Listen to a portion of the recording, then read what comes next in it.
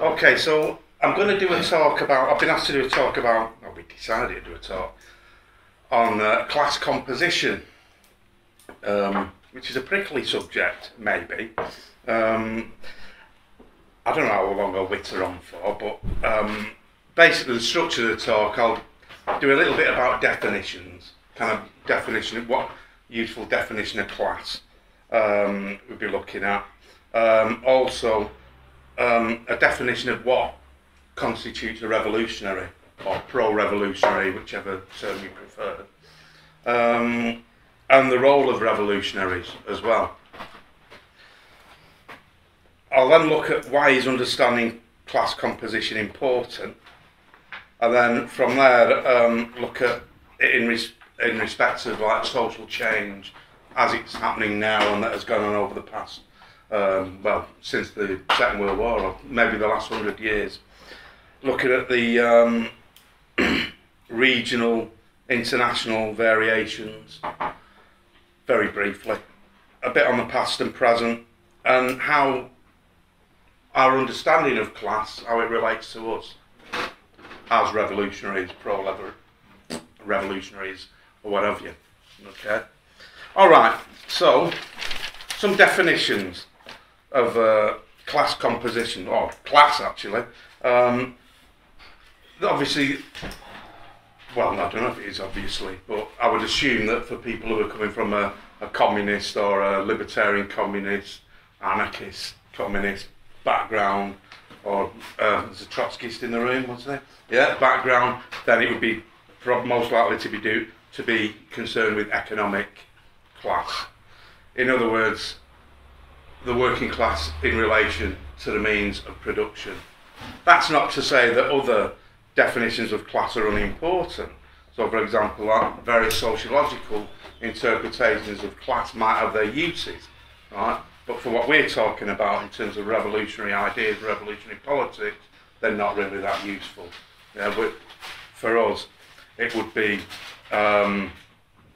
about the working class in relation to the means and the modes of production. Just sort of raise something up here, it's the idea of class as identity as well, which is a bit of a bugbear for me and something that seriously irritates me. There's this idea in political circles, whether it's in anarchist circles or the left, of class as being something that you carry as some kind of identity. This working class, and I think Class War used to have on its paper this idea of working class pride, which I used to find a bit bizarre, because how can you be proud of being a wage slave? It just doesn't. If you say wage slave pride, it doesn't really make much sense to me. But then again, it's not about identity. It's about looking at it in terms of relationship to the means of production. Okay. All right. So that's the kind of class I'll be talking about. As for revolutionaries or pro-revolutionaries and their role, what I've been thinking about is this. One thing that we're not, or shouldn't be, is substitutionists in any way. So whatever our groups, organisations, parties, or whatever it is, are not seen as something in place of the class, the working class. Okay. And by the same token, we're not vanguardists. I would argue that vanguardism is not something that we should be interested in either. Even though there might be revolutionaries might have ideas that are maybe in advance of large sections of the working class, that's not the same as taking a vanguardist position where you see your organisation as it almost relates to being above and beyond and in advance of the working class politically, okay, as opposed to having just advanced ideas. What's important to remember is that we are not above the class and we're not outside of the class, we're part of it. So revolutionary groups, organisations have to see themselves as part of the working class, not outside of it, external to it. Okay. But one thing that does differentiate revolutionaries or pro-revolutionaries is that we are, to a degree, politically conscious. Okay, debatable some of the time, but that's the whole point. We have our views, our political ideology, if you like, or it's a dodgy term, ideology, people might disagree with that, but we have we hold our positions, our views, okay, and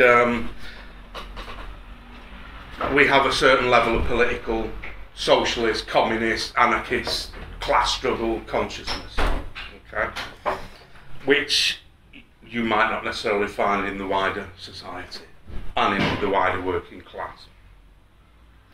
So what that means is we struggle with the class, but we also struggle within the class as well.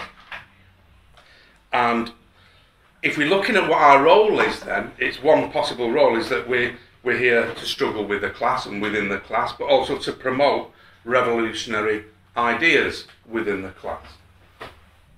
At the moment, there are very few revolutionary ideas, or they don't hold much currency within the class, the wider class. So there's the view that it's our role to promote revolutionary ideas. There's the other view that in times like this, where there is quite heavy depoliticisation, that we're in some way functioning as a class memory. If you like, holding that thin red line of communist politics, okay? But there's also the role of encouraging and stimulating increased revolutionary politicisation within the class. But we have to be realistic about that as well, given the current state of play within the wider society and within the working class. And we also need to organise as revolutionaries, whether that's through our political groups, parties, organisations, whatever it is.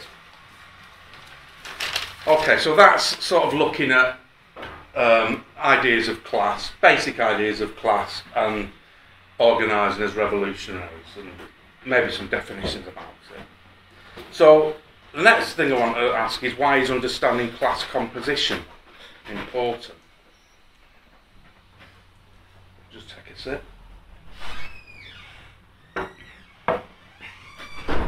Well, if we understand our class, and we understand our class in relation to capitalism, then that's useful. It's always useful on what terrain we're going to fight on and how to fight. It also gives us an understanding as where we are now as a class and where we are now as a political movement or milieu or whatever you want to call it. So where we are now as well.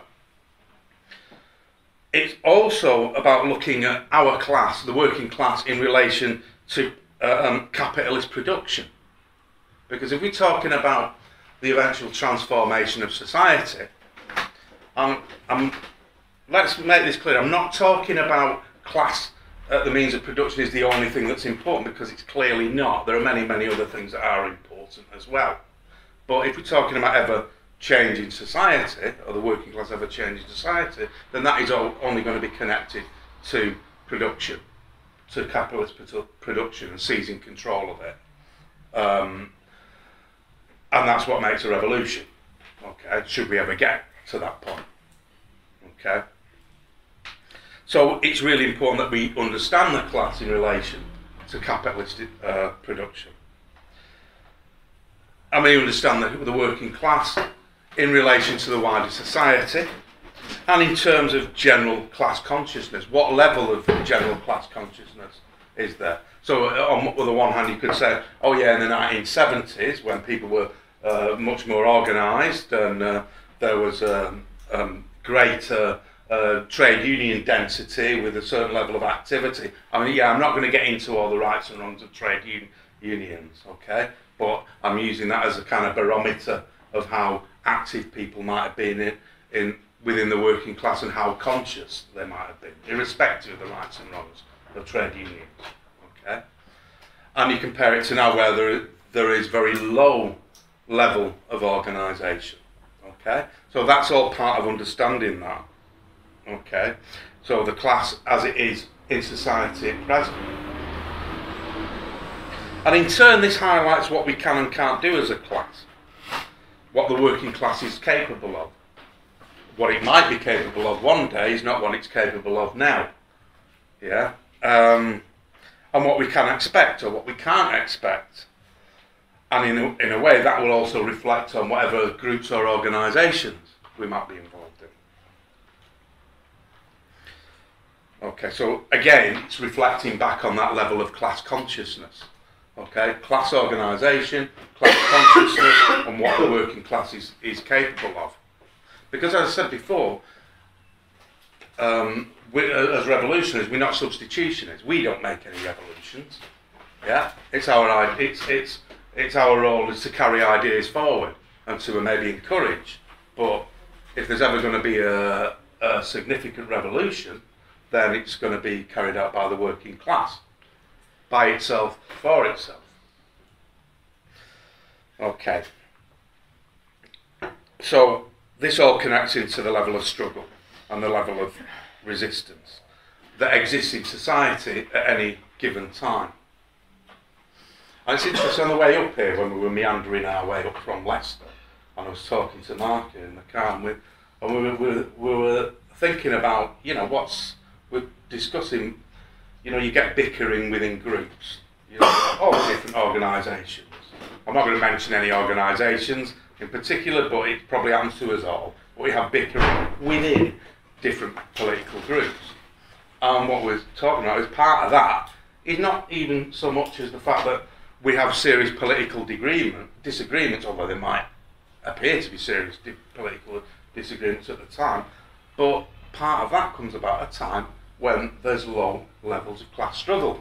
When you've got a low level of class struggle, then what are we going to do? We'll bicker amongst ourselves and say, no, that's not the way to do it. Oh, you're an idiot. Oh, you're an agent of the state, or whatever it is. You know, and this is part of it's a perennial problem.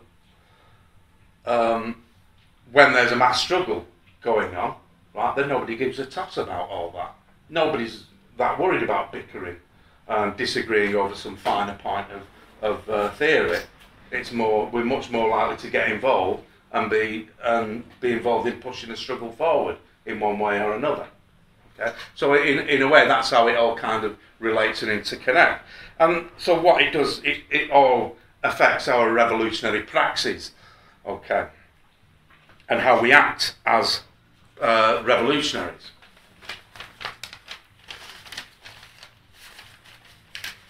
Okay, so not to put too fine a point on it, here in the UK, the revolutionary movement, or the pro-revolutionary movement, is pretty minuscule. We all know this. Okay, and I'm not talking about the smallest leftist parties. I'm talking about that, what most of us in this room would possibly consider to be that revolutionary minority, is tiny. A very tiny organisation. And as I sort of mentioned earlier, we're in a time where there is ongoing social change. Okay, but then it was ever thus, right? But at the current point in history, we've got mass depoliticisation. Over the last 20, 30 years, there's been mass demobilisation and increased atomisation and alienation within the working class. You take a country like Great Britain, and we can see the sort of move towards information technology, the end of the manufacturing industries, and the one thing, however unpleasant it might have been to work in certain industries, at least there was a sense of cohesion within the working class, where you don't necessarily have that now because people are more atomised. You might never even see the people you work with. They might be on the other end of a modem. Okay, so the level of organisation is much more difficult. We also have people who are more, possibly, I don't know, but possibly it seems to be more highly educated in that we've got more people with degrees. Okay, but that doesn't necessarily reflect, that education doesn't necessarily reflect in class consciousness, in fact, possibly the opposite. Okay. I mean, we're in a situation now where you have to, you know, if you're on strike and you're on a picket line, you have to explain to people what a picket line is, why it's there, and what it does, and why you shouldn't cross it. Okay, maybe 20, 30 years ago, people might have crossed picket lines, but they knew they were a dirty scam, right? It wasn't a thing to be doing. Whereas now it's just doesn't compute, don't get it. What's that all about then? What is this picket line? So, in many ways, that's part of that atomisation and that demobilisation, depoliticisation. But this is not necessarily reflected globally, though. I mean, if you take countries, for example, like Bangladesh, right, which is not necessarily the most progressive country in the world, but there is a very strong level of trade unionism there. And I'll say I'm as critical of trade unionism as anyone. I'm offering that as a barometer, because it's quite militant trade unionism on a mass scale. Okay. And it's possibly, or arguably, a more socially cohesive country than, say, the UK is at present. So you've got national, local, regional variations, possibly within different European countries. So there's not one model for what is the composition of the working class. There's much variation. You get variations within the same country as well. What it all means is we need to develop, as revolution, we need to develop a wider understanding of what is class composition. And also, because we're active here in the UK, we need to also develop a greater understanding of what the working class is in this country, how it is constituted in this country. And I'm not sure that we're anywhere near that, because very often I read things and it is very much like a working class of the past, or that we're talking about. I've done it myself. I'm not pointing a finger at anyone. I've talked about the working class as if it's some kind of big cliche, but I'm talking about a working class when I started work years ago, about 5 years ago actually. I'm only 20, early 20s, you know. But really, no. I'm through all that. You're supposed to say, oh, you look. Anyway. You believe it? No, nobody believes it. Yes. Okay. In the past, there were quite a few studies of the working class. You could look, you know, there was so many sociological studies from your Marxist intelligentsia or professional university Marxists who were writing all these studies about the workers, workplace, the role of the working class, how the working class is constituted, what it does, what it can do, all this. They were 10 a penny, you know, 30, 40 years ago. But I don't think there's been very much done, any in the way of serious research since, you know, big research on this. Whether that's a good thing or not, I don't know. But the point is that we should be maybe looking at this. Okay, I don't know where to start on this, but it's something that we should be looking at. I read a book that was recommended to me because I was talking about this. I got a comrade in Scotland, and he recommended a book, A World Still to Win. I don't know if anyone's seen this book, by Trevor Blackwell and Jeremy Seabrook, which is really interesting. It's all about the reconstruction of the post-war working class. But that was written in 1985. Okay, I don't know of anything that's been, and a lot has happened since 1985. So you can look at the changes that's been going on then, from the end of the Second World War to 1985. But there's very little that has been written since then. I didn't read that, the Kalinko text, which looked interesting, but I just never got around to it, unfortunately. Anyway, maybe someone else might want to mention that later on. Okay, so in the present then, that was the past then. It was the staple diet of your working class sociologists, you know. They've been doing stuff on the working class and strikes and how we're organised and this kind of thing. Now, very little of that kind of thing. And that's just reflected in the way society is as well, because that's kind of activity in the academic world is sniffed at these days and probably unwanted most of the time. So nowadays, there's very little. And I'm not going to say too much on how it is now, because what I've got is I suppose I can't say that I've researched this either. Yeah, this is just from on the surface observations.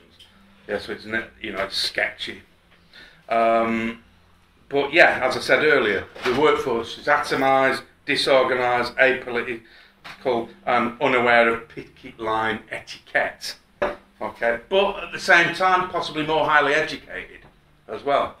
We'll probably have the most highly educated burger flippers in the world, because that's where we're going. There are people coming out with degrees, and they've got nothing to do with those degrees, yeah, other than go and work for McDonald's or wherever. Also, in terms of the mass communications as well with the internet, maybe 30 years ago, if you wanted to get things done, you got organised, you did something. Maybe nowadays it's more of a tendency, if you've got something that you want to get off your chest, you click like or dislike or whatever it is. Yeah. So I don't know. Maybe I'm being cynical, but it seems we are dealing with, it is a different world in many ways, and that's what we need. We need to take into account all this. But although it's an information society, it's information without a lot in the way of wisdom. It's just information. It's just stuff that is bandied about, rather than actually doing anything with that stuff. Okay, so how should all this reflect or affect our praxis then? Okay, can't even read my own writing there. Oh right, yeah. Lenin famously said, paraphrasing, that the working class was only capable of trade union consciousness. Yeah, something that I never agreed with, and I'm not a Leninist either. However, in the UK and parts of Europe, and possibly in other parts of the world as well, large swathes of the working class, possibly the majority of the working class, haven't even got trade union consciousness now. Yeah? So we're actually falling back behind that. And this is something that we need to be aware of when we're directing our politics, our political views, our political arguments, and when we're speaking to the class. What do we do? There's limitations. How do we overcome them? Do we dig in? Get a trench mentality and just say, yes, hold that red line, and just repeat. The politics. That is, I'm not criticising that. I think that is possibly one good way of doing things. Okay, but if we also want to be engaged, then we also need to look at who we're addressing. What level of political consciousness do people have that we're working with? The rest of the working class. So, what this means is we need to better understand class as it is in our own backyard. We need to look at new ways of getting ideas across. We need to look at new ways of organising. One thing that I wouldn't be interested in doing is, okay, so most people aren't interested in unions or know about unions. My attitude is I don't think we should be recreating the trade union form. Okay, because I might be critical of that. However, but there's also the issue that if people are not in unions, then they might more likely to be scabbing anyway. So it's a tricky one. Okay. All right. So coming to the end here, yeah. So we need to look at new ways of organising. We need to understand the class. We need to build a revolutionary movement as well as part of that class. But if we need to do this, then we need to understand what and where the working class is. I think that'll do for now. Thanks very much. Shall I do I've been talking up front. I'll do the chairing, so if you want to let me know. What's the comment? Okay. I'll kick off. Not fully thought it through, but yeah, interesting. I found that I agree with most of it. One or two little points that I probably want to come back on, but let me just say how we assess the nature of the working class obviously has political consequences. I was thinking while he was speaking of that Stalinist historian Eric Hobsbawm, who wrote or did a lecture on what it was called Forward March of Labour Halted, in which his argument was, although he didn't actually spell it out when you read the article, that the composition of the working class had changed, therefore the traditional basis of the labour movement, trade unions and Labour Party, had changed and we needed a new orientation. This theme was picked up and expanded by the Euro-Stalinist element and sections of the Labour Party, and eventually flowered as New Labour. So how we approach this has big ramifications for our political orientation. And what I'd say about them, to say a lot about them I suppose, but what I'd say about New Labour experience was that it was essentially Anglo-centric in character. They only looked at the working class in Britain, whereas as you rightly point to, there are a world of working class, and the working class has grown enormously in the very period that we're talking about. And from that, I would say we have to take the international, global view and look at how we can recreate the working class movement on that basis. This has implications for how we view trade unions and so on, and I agree that would agree that the trade union movement, like the labour movement, the mass social democratic and Stalinist parties, have failed completely and are degenerated. So we need to reconstitute on a new basis. And this takes me to the point I particularly disagree with. You mentioned Lenin. I don't think he said the working class are not capable of political consciousness. What he was saying was that spontaneously and collectively they would only get as far as forming trade unions. But the idea that you can transform the world and create a new civilization rested on a whole history of political thought and the development of Marxism from that. And these ideas had to be one within the working class. And I think that's an important corrective to what you say. So we need a new movement, a new party, on an international basis. And I think that's roughly where I would consider myself as a Trotskyist to be at. If I can jump in with a couple of things. Two key things came out of what you were talking about there, Rob. This idea of what is class composition and what we need, and Leninism. I think I raised the same questions about Mike's text that he sent around Kalinko, so I'll jump in straight on those two things.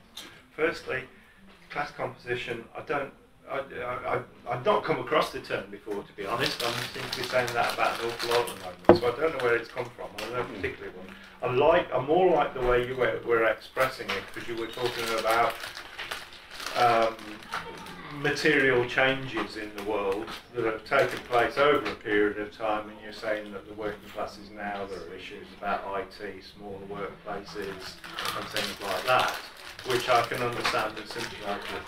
I think the text was trying to focus on different types of workplaces and different types of struggle, and devising new forms of struggle to relate to different locations, which I'm very critical of. It seemed to me the text was making some interesting things about long-term goals, but seemed to be doing everything it possibly could to avoid agreeing with Marx's view of what the working class is and that it's a unity. It seems to be trying to go away from that. So can somebody explain what this term really is and where it's coming from for me? Because I quite like to. I noticed the CWO used it in the thing, but again, that was purely about the structure of the working class, which is a term that maybe I've used or would understand more, but it was clearly this distinction between service workers and industrial workers and changing proportions and things.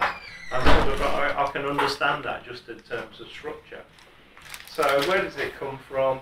Why do we need to understand it to further struggle, to look for new forms of struggle, which is a phrase you used? That I don't know. I don't quite like the way the Klinko text goes, because it seems to me, as I say, trying to avoid everything, to try and suggest that there's a different form of struggle for every workplace.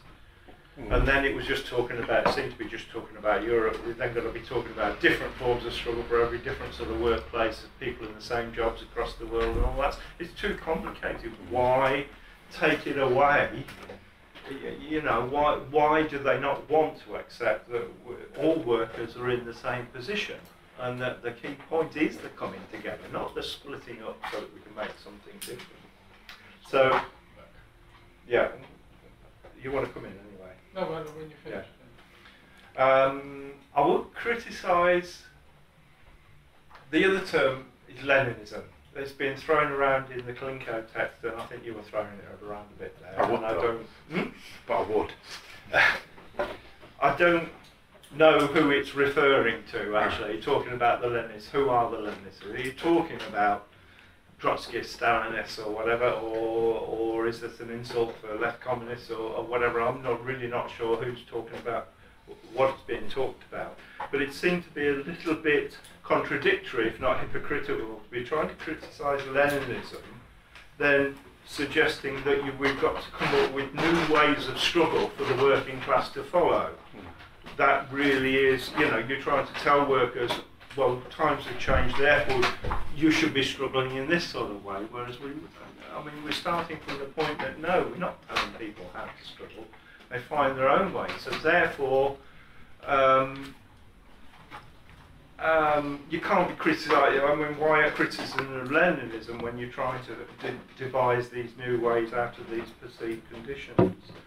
I think the point of role of revolution, any role of revolutionaries, yes, is to be understanding what's going on, to look at and understand the consequences for the working class of those changing conditions, not to be trying to produce new forms of struggle for ever more limited areas of workplaces and so forth. Yeah, okay, that's mine. Ronan, I think, wanted to comment. Yeah. Mike. Yeah, I guess I'd start on your question. Where does it come from? I'll get to it in a minute. I think the bit I'll focus on first is, I thought in your kind of summing through of your reading of the Klinko text of class composition, I think the objection you raised, I think is a false one, and I also think that you answered the objection yourself from your perspective, in their perspective. And essentially that I don't think they're trying to prescribe new forms of struggle to each specific experience that workers face, whether it's geographical variations, as was said in the opening talk, or differences between different workplaces. I think they're saying that there needs to be a focus paid to the particular, that there is a particular experience in the environment in which you work that is not universalized. Like, the working class isn't like a flat surface on which everyone wakes up and has the same experience of the class relation. So I think that's the point. There needs to be like an attentiveness to that kind of details and experience on how people experience class. And it is not about like prescribing it, it's about understanding that from within those specific experiences, the forms of struggle will be conditioned by those experiences that people go through, and that the past can't be read into the future in that sense. And so that's why they were talking about Leninism like that. And to go back to the origins of the term class composition, it's a key part of that operate or autonomous theory developed in the 70s, which draws a distinction between technical class composition and political class composition. Technical class composition is like around the specific, like, say, like, role of, I'm very summarising because I don't want to like harp on for too long about the various roles, like say like either machinery or the technical processes that workers are involved in, and then the political class composition. What I mean by political class composition is say that like before in Britain in the 70s, you could say a labour movement formed around the miners, which gave it an anchorage and direction, and that this is in that their argument is that in terms of particular class compositions that can be distinguished from emerging with particular like cycles of accumulation and the role of relevant sectors. Like you could probably say now that transport and something has a far more significant role in the economy and stuff than it had done previously and stuff like this, and that people who are influenced by this make a distinction between understanding why the miners won in the mid-70s and why they lost in the 80s, and it was around like adjustments that were made in terms of the technical processes that undermined the power they had, and that this is why people like this would see that an attentiveness to understanding this will be shown as why it is easier for workers to win at some points and why it's easier for the bosses to win at others. And obviously this is not taking, because they emphasise the role of struggle in this, that the struggles of the 70s forced the bosses to take up this like counter-offensive, so to see that relationship is quite important. I'm not sure if that made any sense. But, I can give you two examples. I'm not sure what, I didn't get the whole picture of what you were saying. About these technical changes. One was in the mining industry itself, with the productivity agreement, which basically set pit against pit, because they were paid according to the amount of total productivity. A new agreement that Gormley had introduced. The other one was the shift towards owner-driver in the transport sector, which meant that when it came to shifting coal around, the individual driver was incentivised to break picket lines. It wasn't under the leadership, shall we say, of the trade union, which would have in the early 70s would have influenced him not to cross picket lines. Oh, well, firstly, just to say, most people won't have read that discussion paper anyway, so it's a bit tricky sort of attaching it to that. But I think, I mean, Roland, I think summarised it quite well. But just to sort of add a couple of points, probably, we all think that in order for there's two aspects, if you like, to the possibility of revolutionary change, and there's a negative and a positive, if you like. And the negative is that working class needs to be sufficiently united and sufficiently class conscious, if you like, to be able to actually attack capitalism, or to defend itself in the first place, and then from defence to go on to attack capitalism. And that's a very material process. It's not just, you know, about the working class in some kind of numerical majority accepting socialist ideas, but it's a process of organising as a class. But that just, you know, doesn't happen all in one go. And to achieve any kind of level of class solidarity and class unity is not just about, how can I put it? You can't just appeal to people to be united, to be solid. There's a material basis that gives the possibility and the potential and the opportunity to unite in a practical way. And it's really just what people have been talking about already. It's not a new idea in itself. It's really just about being aware that you know, the particular experiences in particular workplaces or non-workplaces, because just to be clear about this, it's not just about production in the narrow sense of sort of factories and products. It's also about the aspects of reproduction of the working class, whether that's in the context of social services, which is part production, or in the context of the way the working class as a social class is structured in terms of the family and the reproduction and education, you know, and all the rest of it. So it covers everything, if you like, from specific experiences of workers in particular industries, right through to the way the working class as a whole is structured and restructured in the process of ongoing class struggle. And the sort of things that you talked about in the mining industry, that happens all over.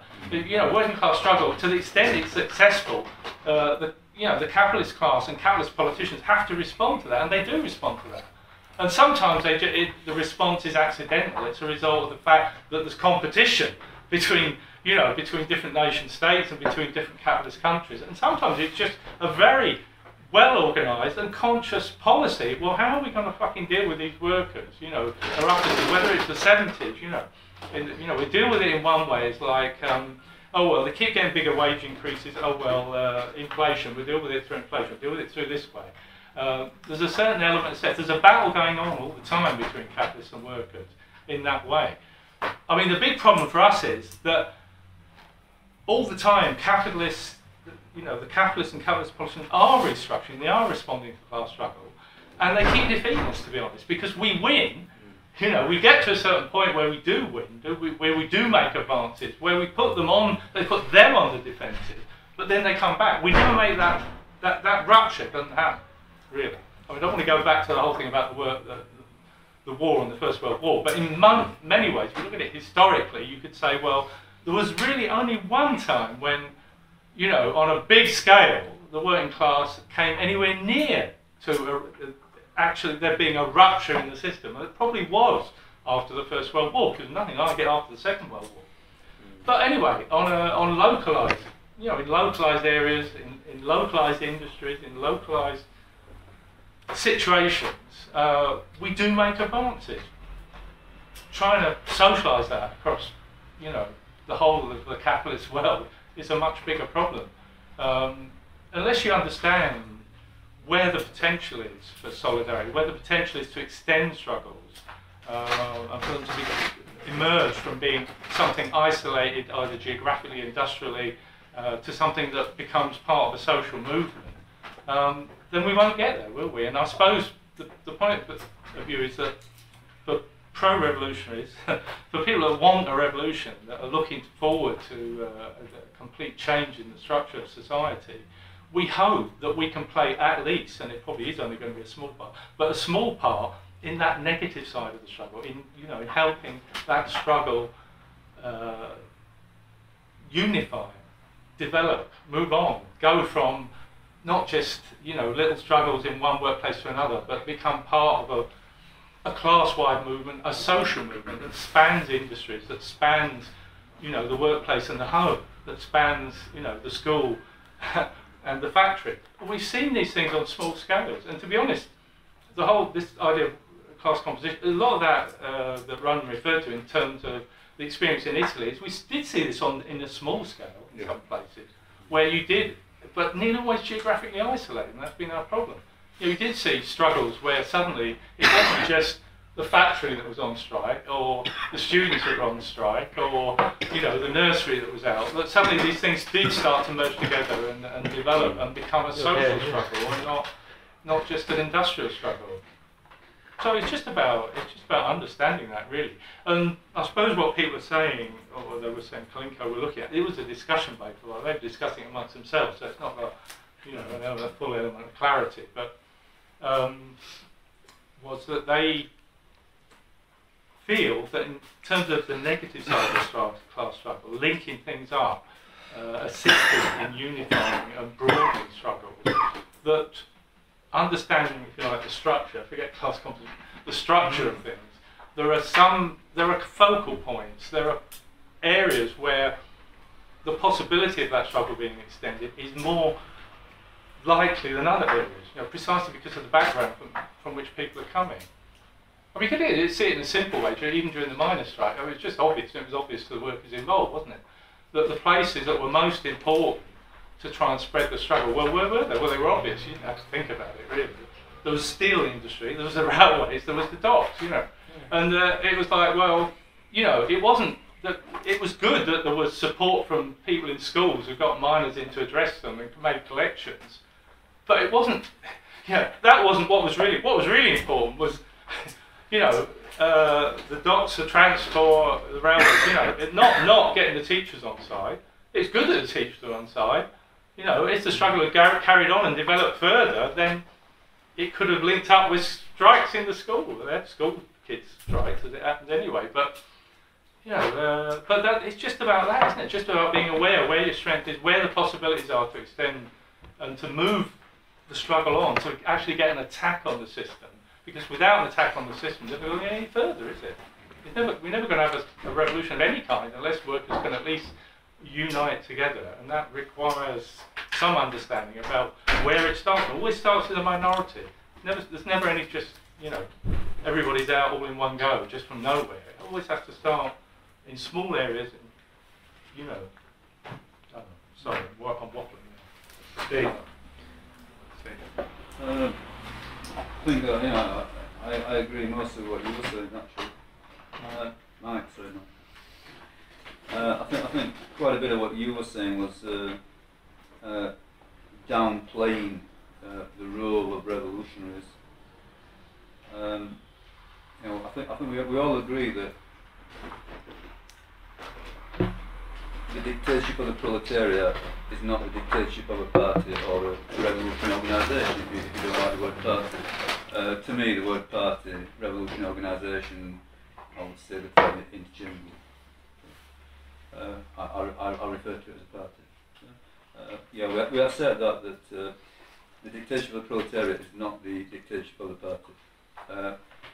However, when you say we should be vanguardist, you know, what does that mean? What does not vanguardist mean? Because in my understanding, you know, a vanguard has a more advanced or a group of people or a minority who are in advance of the majority in terms of ideas. So I'm not quite sure that the word vanguard is a bad word, if you like. I don't think that vanguard equates to substitutionism. So you know, I question you know, the criticism of the word vanguard or vanguardist. I think as a Marxist.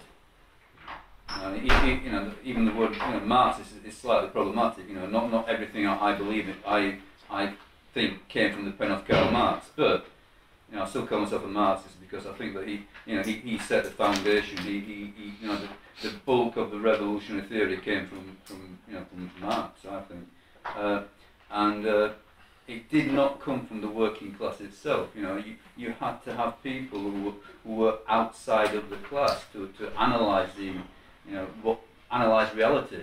The revolutionary theory does not spontaneously arise from the working class or its activity. And you know, he talked about the 1970s, and you know, he sort of skirted around the issue, but he was seeming to imply that there was a definite relationship between activity and consciousness, which is not necessarily the case at all. Even though the two are linked, but just because there's a rise in activity does not mean there's a rise in consciousness. Something you said, you know, I think referring to revolutions, that we don't make revolutions. That, you know, I think that conceivably is erroneous, because even though we're not substitutionist, even though we don't seek to put our particular organisation into a place of authority, we will still seek to gain positions of authority in the working class structure which arises around the revolution. In other words, in the council system, we don't stand aside. Yes? Unless revolutionaries gain positions of authority in the councils, then the councils again will have to fall prey to reactionary ideology, some sort of a deal with capitalism. In other words, either revolutionaries dominate the councils or counter-revolutionaries dominate the councils. But the existence of the councils alone is not enough, does not guarantee revolution. The thing that you said about Lenin, you know, I think that, you know, you're misquoting what Lenin was saying. Lenin does not at all imply that the working class, that members of the working class cannot take on board revolutionary ideas. He completely makes the opposite argument that ordinary workers should be given, you know, revolutionary texts to study. He argues that ordinary workers should not be restricted to you know, material only for workers. But I think he also says something. I can't quote it exactly. I haven't got his text, but you know, I'll say, put in my own words, that any belittling of this revolutionary theory, you know, any lowering its importance is completely playing in the hands of the bourgeoisie. You know, so to suggest that the working class only needs to struggle and only needs activity, and it doesn't need the revolutionary theory, which it cannot generate itself, then, in my opinion, that is playing into the hands of the bourgeoisie. Can I make a point on, Yep. on Nobody else. Vanguard? We all fight for our own ideas. It can take the form of theory, or it can take the form of arguing for a programme. And if that resonates with the layer of the working class, maybe we fall into the category of vanguard. But I think what often goes wrong is that people fall into what the Christians would call the sin of presumption. That I think we've already got there. I think that this sin of presumption would describe to me believing that you're already saved by virtue of your own good works. That somehow this guaranteed your future. It doesn't work in politics either. So yeah, I thought I'd make that point. Rob? Yeah, coming back over a few things that have been said. Leninism. Yeah, I know that wasn't me. I said to paraphrase, and yes, Lenin didn't say exactly that the working class is not capable, can only achieve trade union consciousness. But but in essence, it does need a revolutionary party, yeah, or a political vanguard to progress the working class beyond that, and that's what I would disagree with. Okay, and I think you're saying that workers should. That I was kind of saying workers should should struggle in a certain way. If that's how it came across, it wasn't intentional. Okay, kind of what I'm saying is we need to be addressing struggle, through our propaganda in a certain way. Okay, and also reflecting that there might be new ways of struggle as well. There's no compulsion with that, and it's just we need to broaden our outlook. Okay,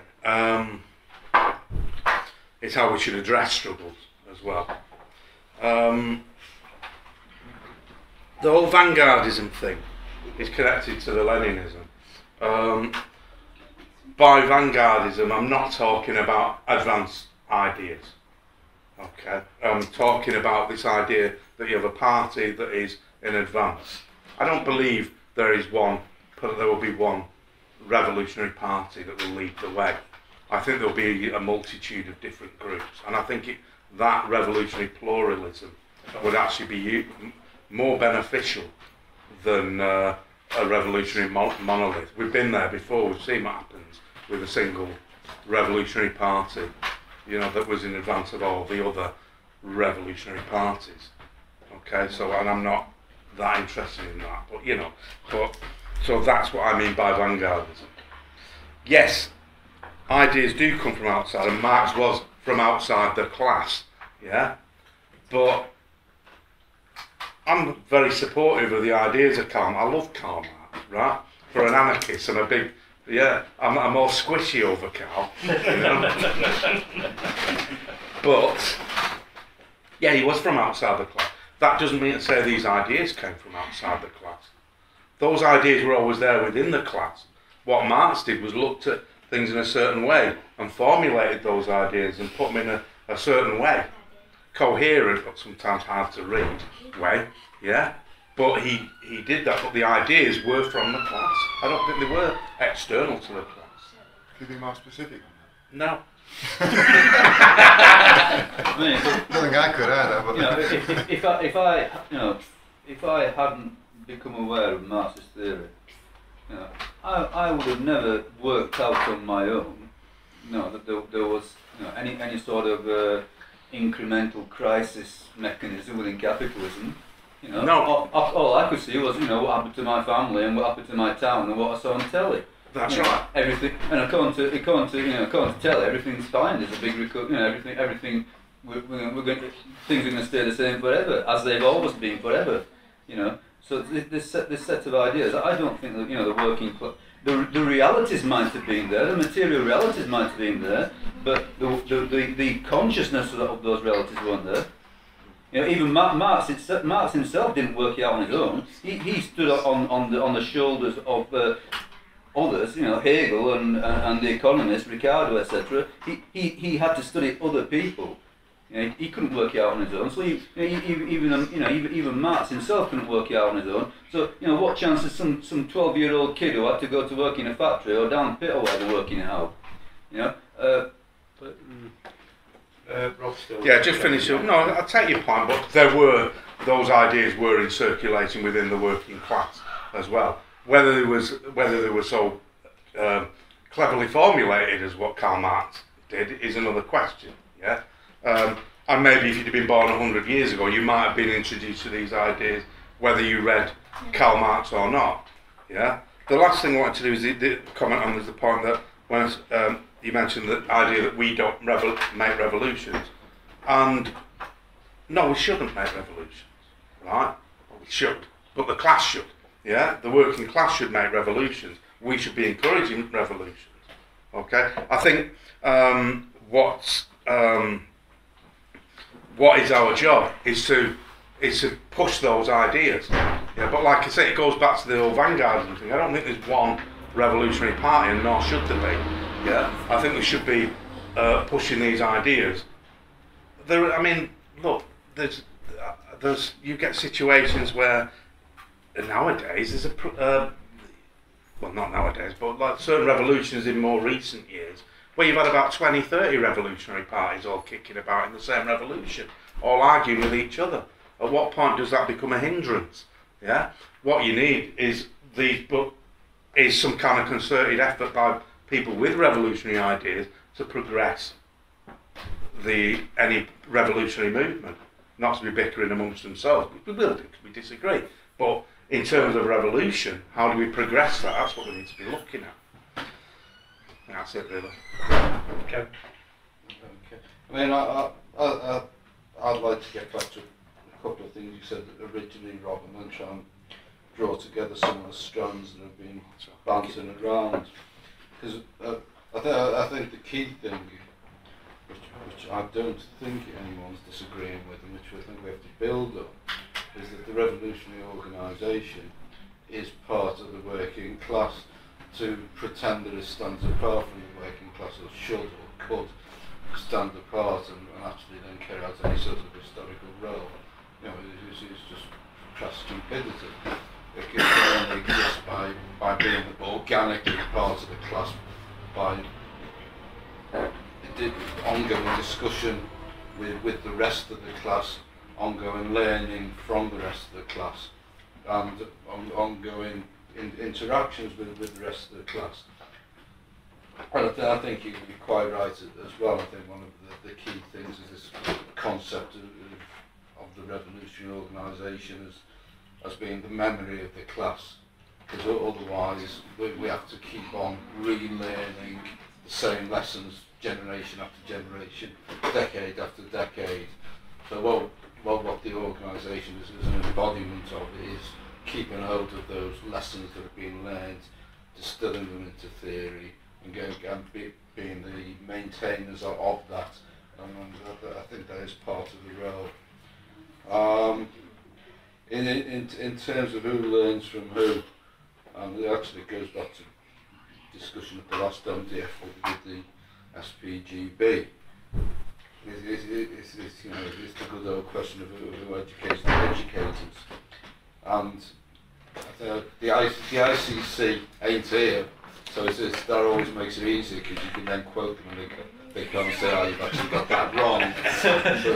but they wrote a series of articles, and I'm going to try and get this right, how the working class taught Marx communism, or how Marx learned communism from the working class. And I think that actually sums up the experience.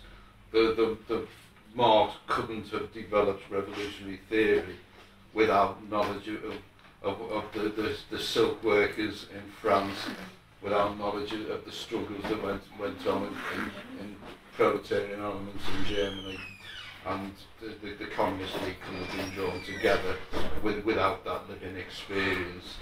So, revolutionary theory, yeah, there's clever people who help to distill it, good thing too. But the material foundation that comes from is the living experience, the living class struggle, the living form and organisation that the working class struggle takes. Just one point that you mentioned, Rob, that we all bicker, yeah, great stuff, one way spending the Saturday afternoon. But these differences tend to disappear show, when the struggle steps up. I'm actually not sure that that's true. It'd be nice to think so. It'd be nice to think that this, as you move towards a revolutionary crisis that you draw together. But I think if you actually, I'm going to go back to 1917 without it being boring. But I think two things happen there which are affected by what we've been talking about. One is this question of the vanguard. February and March, if you see the Bolsheviks think they're the vanguard, actually they're a million miles behind what's going on. They're still talking about democratic dictatorships and perfecting the bourgeois republic and all the rest of the crap. Whereas the working class is beginning to recreate Soviets, give birth to them again and begin to struggle in its own interests. And I don't want to sound a Leninist here, but until the April theses, it gets the Bolsheviks back in the right direction. They might have thought of themselves as a vanguard, but in fact they're way behind. And again, they actually learn from the living experience that the Soviets have reappeared and are beginning to contest for power, or have the potential to contest for power. So whether we like the word vanguard or not, even if you like the word, there ain't any inoculation against needing to relearn and reassess.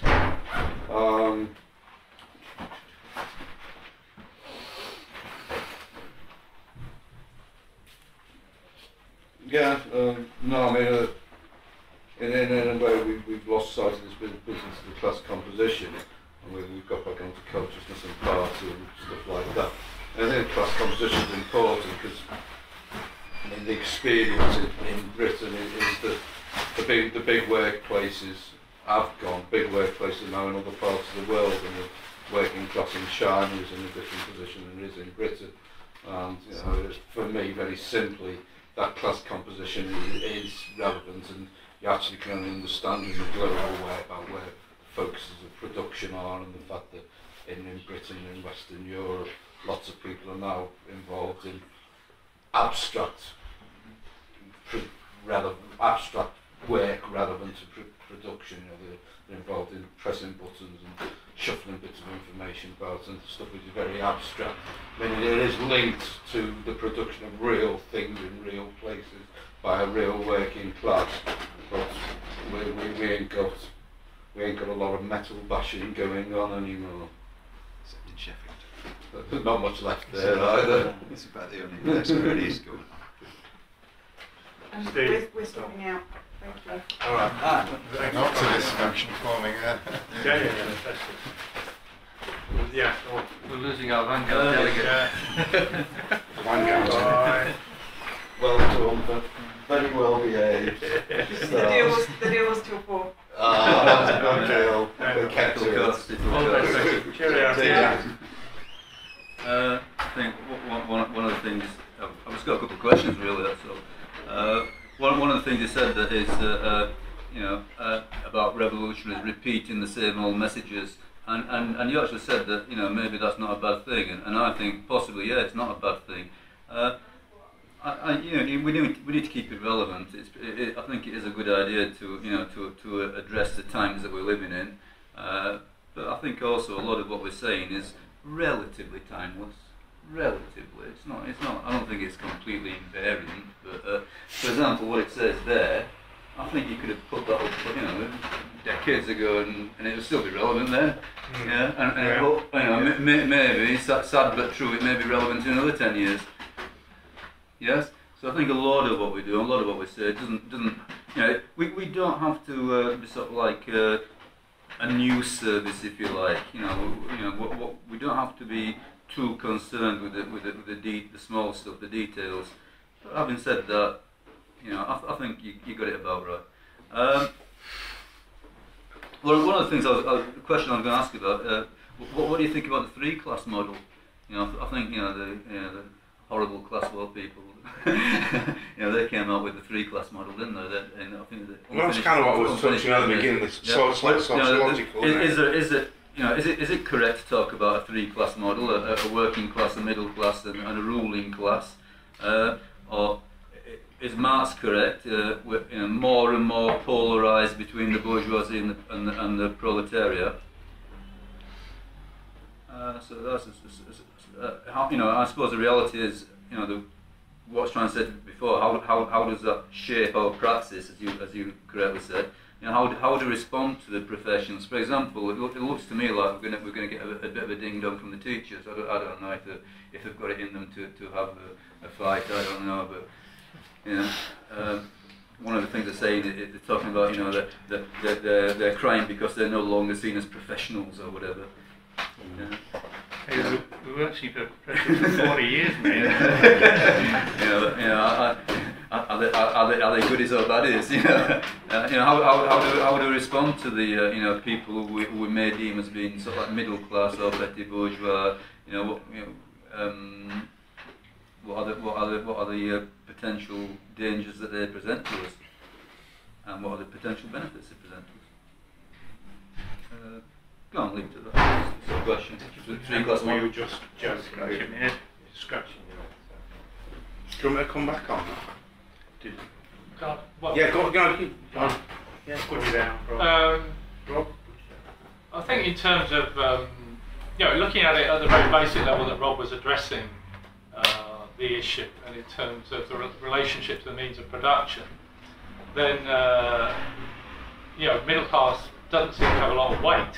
You know, and certainly it's true that in all sorts of areas of work, you've had it, you know, yes, there's been the sort of rolling on of proletarianisation, not just in terms of maybe actual work, you know, working conditions, but often in terms of the way that the work itself is organised, the actual structure of the work, which does bring us back to work competition, actually. You know, because I was just thinking, it was just a little while ago, because I mean, I'm retired now, but I worked for the local authority in an office, and I was just sort of reflecting a little while ago on how office work had changed. You know, I mean, well, some of us were sort of professional, some of us were less professional, some were admin workers, but at one time, it was those sort of grades and hierarchies all very kind of separate. But gradually, you had this sort of situation of the squashing of all these grades, a mixing of the actual work content of work roles with a certain amount of, what did they used to call it in the war? You know, like with the shop stewards, that dilution of the work content and all that. Well, that was sort of carrying on. That sort of stuff's been carrying on for ages. And even in terms of where we worked, we used to have all these little offices, right? And we wanted our own space, which had good side, because actually when you went to the corridor and you saw people from the other little place, you'd say hello and have a conversation in the corridor. Then they created this fucking big open space office, right? Hot desking. You didn't even know. You weren't allowed to even put a photo of your bloody kids or anything up on the desk. You know, I mean, the whole thing was getting worse and worse. So at that level, I'd say that's true. It doesn't mean that there aren't still other hierarchies around, and it doesn't mean that people's different experiences don't affect their thinking. They do, and this is what it was all about. What we were really trying to get at, really. I mean, it's still true.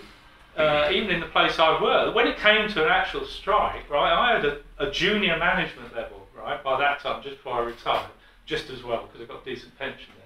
But, yeah, before that it was real bad news. But anyway, we got there. But I mean, the way they'd reorganised the whole of the structure of the local authority, not just that most recent one, but all of the other one, whilst they were flattening things out at one level in terms of the way the work was done, the dilution of the work and all that, but at the same time they were creating an artificial hierarchy, you know, which was whereas before you had like a housing manager, say, with 25 people under him or her, then suddenly it was like, well, you had an area manager, and then you had a team manager and a deputy team manager, and Christ knows what else, or like that. Now, when the last really big strike we had before I retired, I was about the only person on my level of management that went out on strike. Well, there were two of us actually. I remember even when you had the one manager and the 25 people, all the managers at that level went out on strike when there was a strike. Now that was a trick. The thing is, you know, there's an element of conscious restructuring going on there as a result of the disputes and the level of solidarity that was shown between grades and between departments in the past, and all of that. And so it's a conscious the capitalists and their senior managers, they do consciously seek to keep it all under control, and they do it in a whole variety of ways. And there is and that to and fro, that ebb and flow, it is going on in the class struggle all the time at different levels, and it does affect. And at the end of the day, you know, there is still the traditional middle class of sorts around. There's the little shopkeepers, you know, there's the Asian shopkeepers down the road, you know, who exploit their family, something rotten, you know, even worse than bloody Morrison's up the road. You know, I mean, these things are still around, and certainly affects their ideas, you know. But even with the manager, is the average manager, you know, who is affected most by the crisis of capitalism? People are affected at different levels. People have got a bigger or a smaller stake in the system. We've got to accept that. Those hierarchies, those situations exist, and they're how capitalism operates and how it is structured. And whenever there's a struggle going on, that's something workers need to know about if we're in that situation.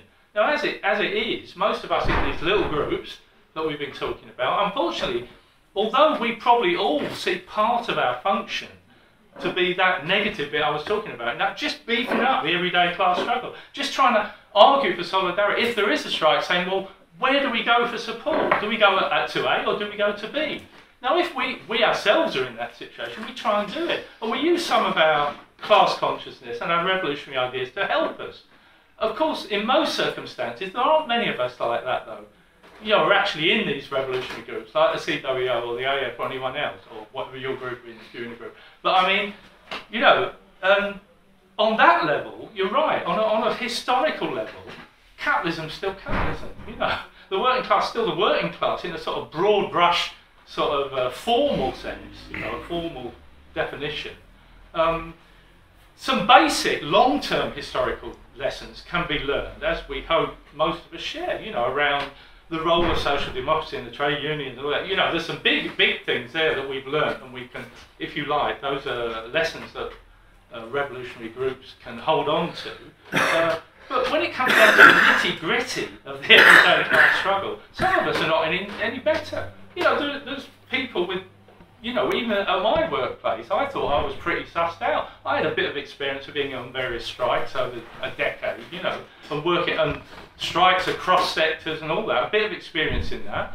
But there were loads of people we didn't have my ideas of a so-called revolutionary or anything like that, whose experience and ability to say, where do we go now and how do we work this strike? They had all sorts of other ideas, but they were better than me because they had more experience than me.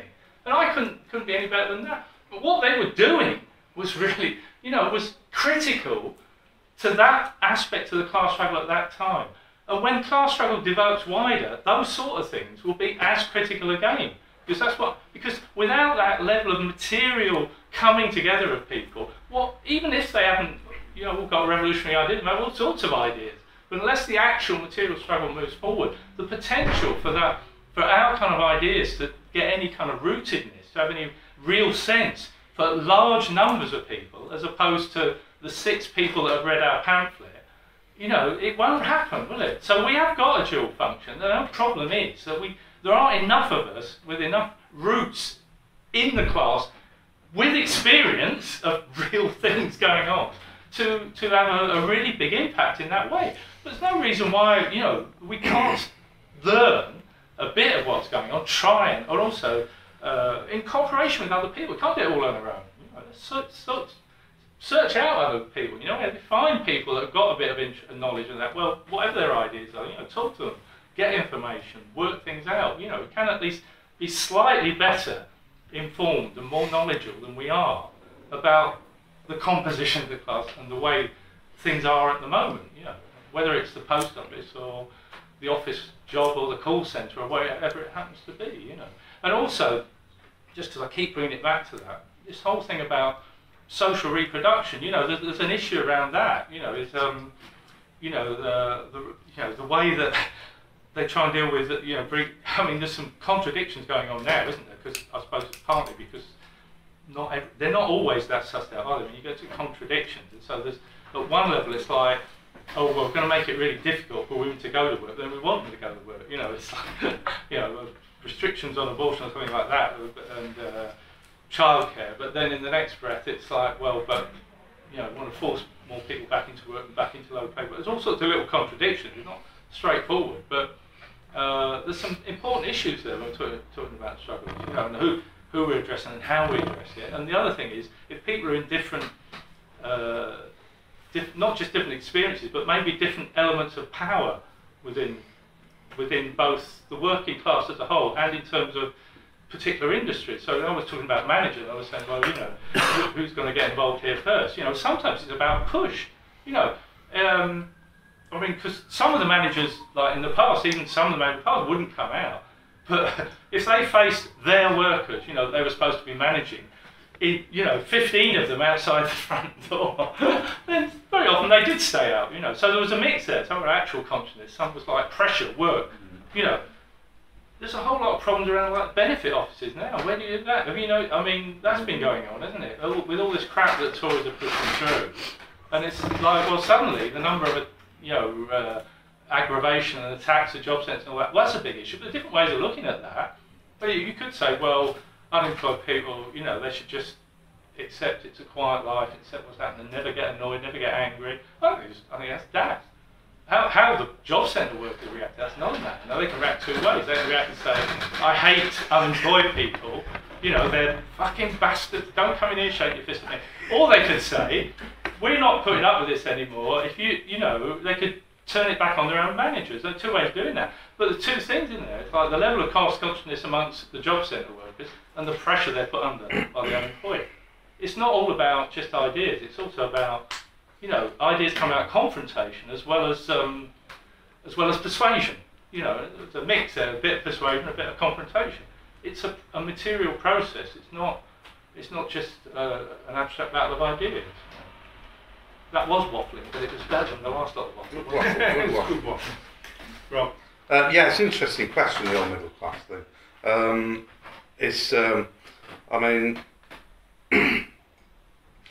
I think if you're looking at it in terms of sociological class, clearly there is a middle class. If you're looking at it in terms of, this is something you get on radio phone-ins, don't you? And what class are you? And people say, oh, well, I'm working class. I like Carly, or whatever it is, I don't know, whatever. Or I like the opera as well, I'm middle class. And it's that kind of stuff, yeah? But I think in terms of class struggle, it's not that important. I don't think it is, right? And for a lot of things that you just said, Mike, but also, you're talking about people who are middle class, who are perceived as middle class, or they're sort of managerial or white collar or whatever it is. They're on a fucking 0-hour contract, you know? Oh, these days, Yes, and that is not unusual now. There are people who are like maybe teachers or manager or the managerial or even lower level management. I might be perceived as middle class by some people because they've got the managerial word in their job title, but in fact they're on a 0 hours contract or they're on a fixed term contract or whatever, right? So there's that idea. What is that? If that's middle class, then that is a very proletarianised middle class, or it's part of the proletariat who have basically just been dressed up here. Here's a tie, you know, and do as you're told, you know. So there's that sort of element going on. So I think what's important is, as I said before, our relationship to the means of production. So whatever place you're working in, it's all about what is that workplace producing. Whether you're actually producing manufacturing or producing sales, if you like, or students, or ideas, or educated people, or gyros, or whatever it is, yeah, for unemployed people to collect. I don't, well, it's years ago. I don't know what it is now. No, it's 15 years ago. Gyro in my day.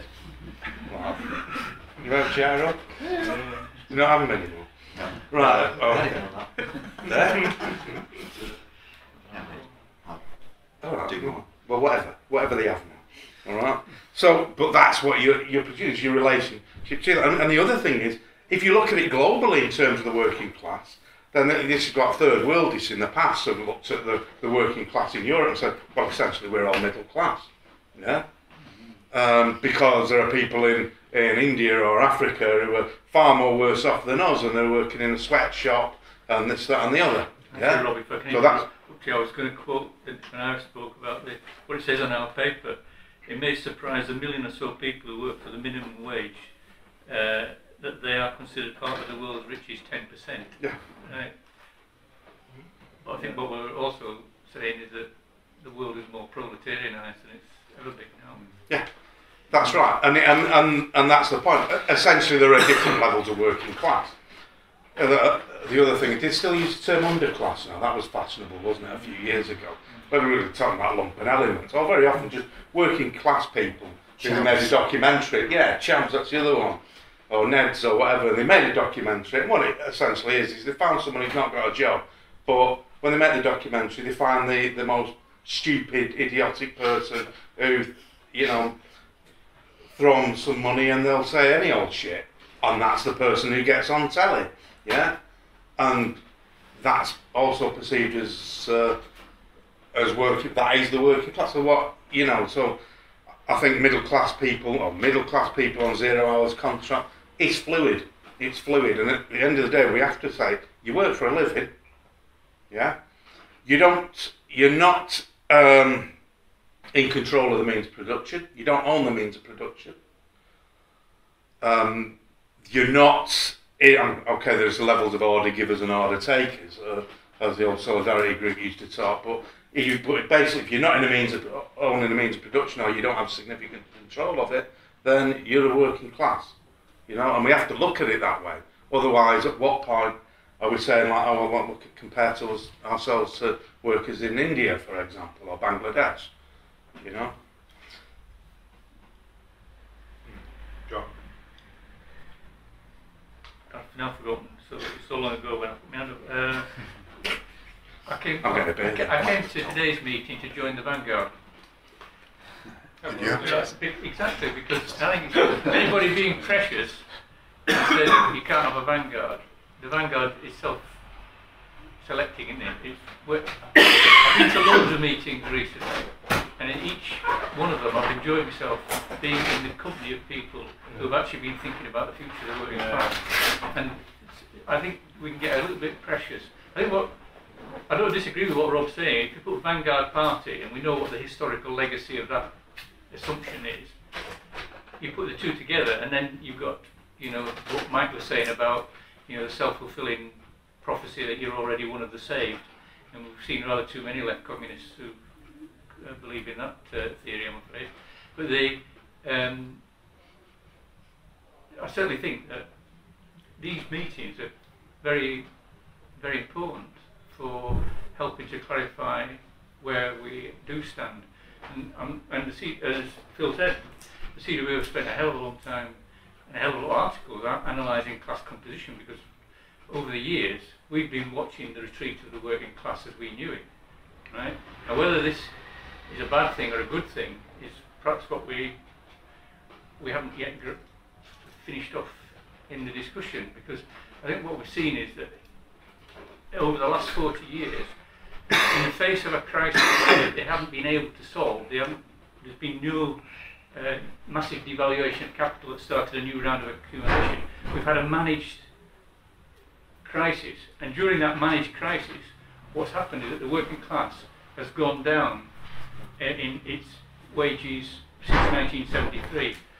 And what Mike was saying about, you know, the way in which the reproduction of the working class issue is also quite important. My father was a steel worker who produced a wage for 5 people. Right? By the 70s, this was beginning to break down. But in the 70s, the workers were very militant. If you look at, we've got a graph in the paper as well. If you look at the 70s, that's your wages going up and down, because what we, you know, I think Mike mentioned it or somebody mentioned it, we were going on strike and then inflation hit in. Then we're going on strike, inflation hit in. The teachers, we had 2 big strikes in the 70s, and we got massive wage rises both times. The Clegg report, I think, was 77, I think, gave us a massive wage.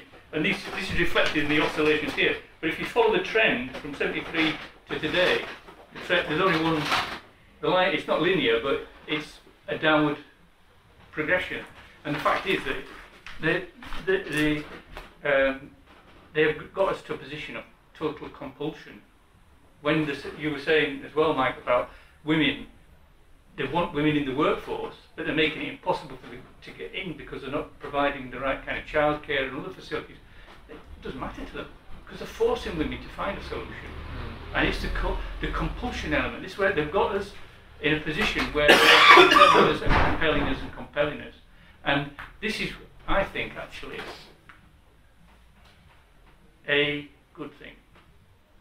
Because although there's no response now, the ruling class are getting to a point where they're getting overconfident. No human being knows where they are at any one point in history. The bourgeoisie are a lot better, as people have said in here, about learning from their own history. And they know that what the consequences of a world war will be. They're doing everything they can to avoid it. They're just being pushed into contradictory situations by the nature of the system. They know that they have got to maintain a kind of social peace. A lot of them are extremely worried about the way in which the working class is up against the wall. Even bloody Osborne is saying that perhaps we should raise the minimum wage, not excessively, but actually about the same rate as McCluskey for United are offering to raise the minimum wage after the election if Labour get it. But these are the siren sounds of, once again, of hang on, we better not go too far. We don't want to push these people over the edge. We don't want to push them to a position where they actually might be taken to the streets in a much more damaging way than, say, they're taken to the streets in the Occupy movement. And it's very difficult to evaluate where we are as a class, because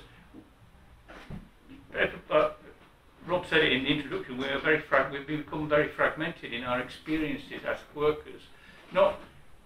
There's still lots and lots of workers who working in factories in Britain, right? There's 8% of the workforce at least are working in those kind of conditions. The problem is that nearly everybody else is working in a much more fragmented situation.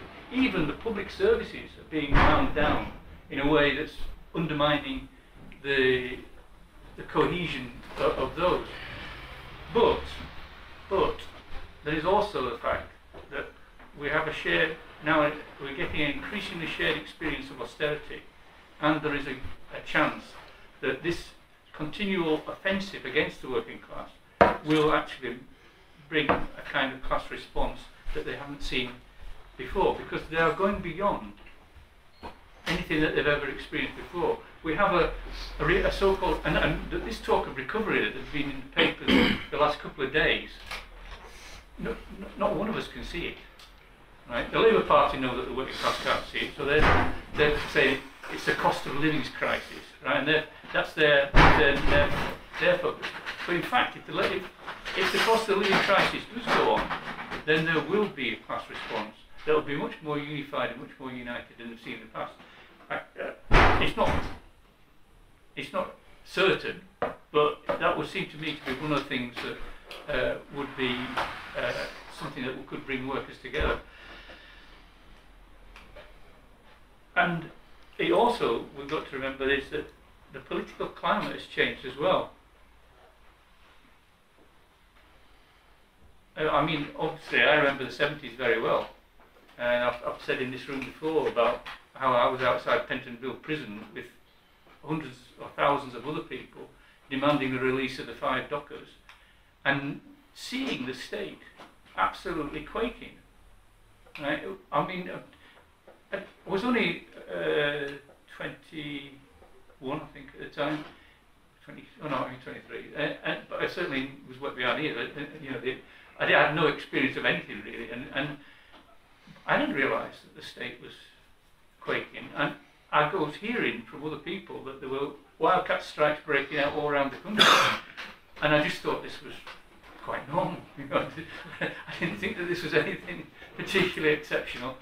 And then that night we got home and they said the dockers have been released, because they knew, the ruling class knew they got to a point where they were actually, their whole rule was threatened.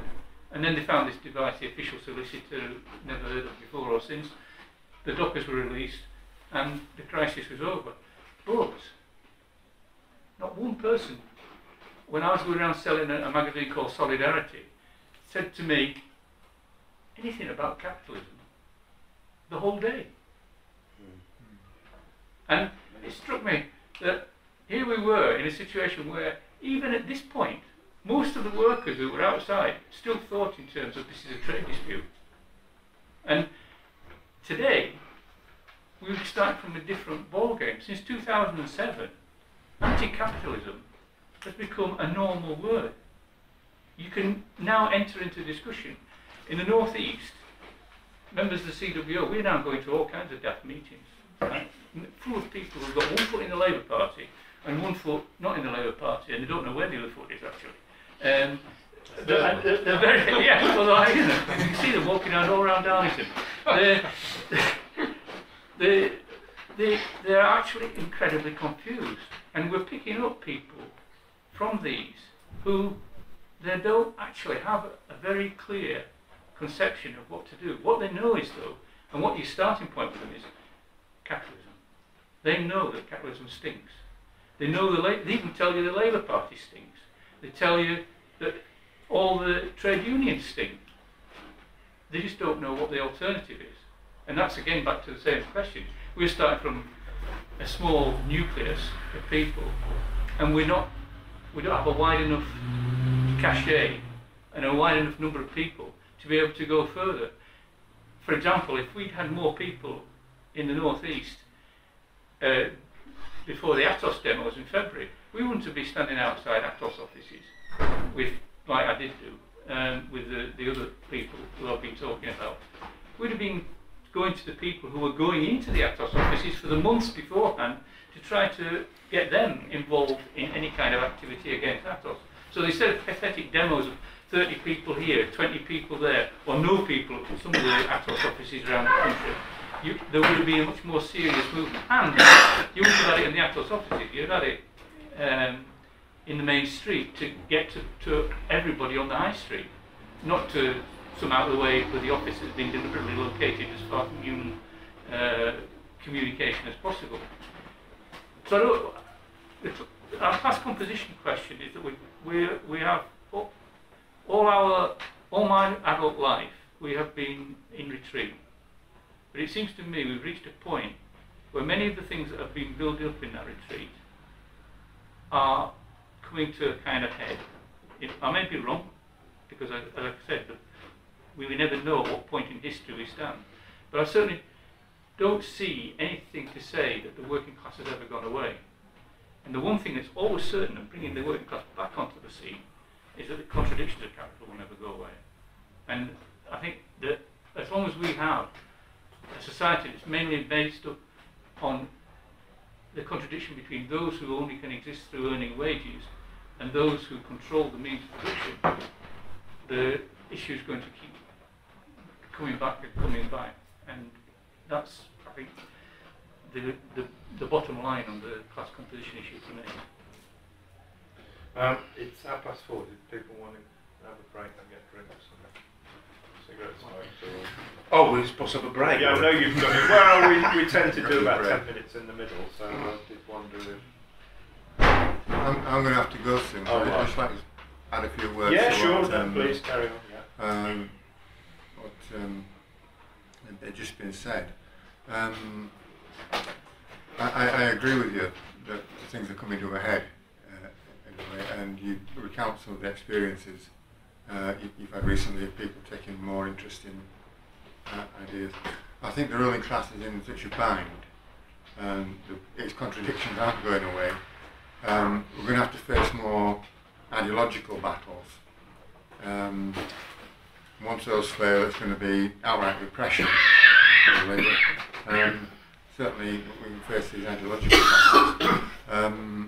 The Trotskyist movement, of which I am sympathetic, shall we say, recently hosted an online May Day festival, May Day rally, and I've been overwhelmed by the response. I mean, we're talking about a couple of thousand people worldwide registering to listen to speeches, 90 odd countries, and the website that had 50,000 hits on a Sunday, which is unheard of.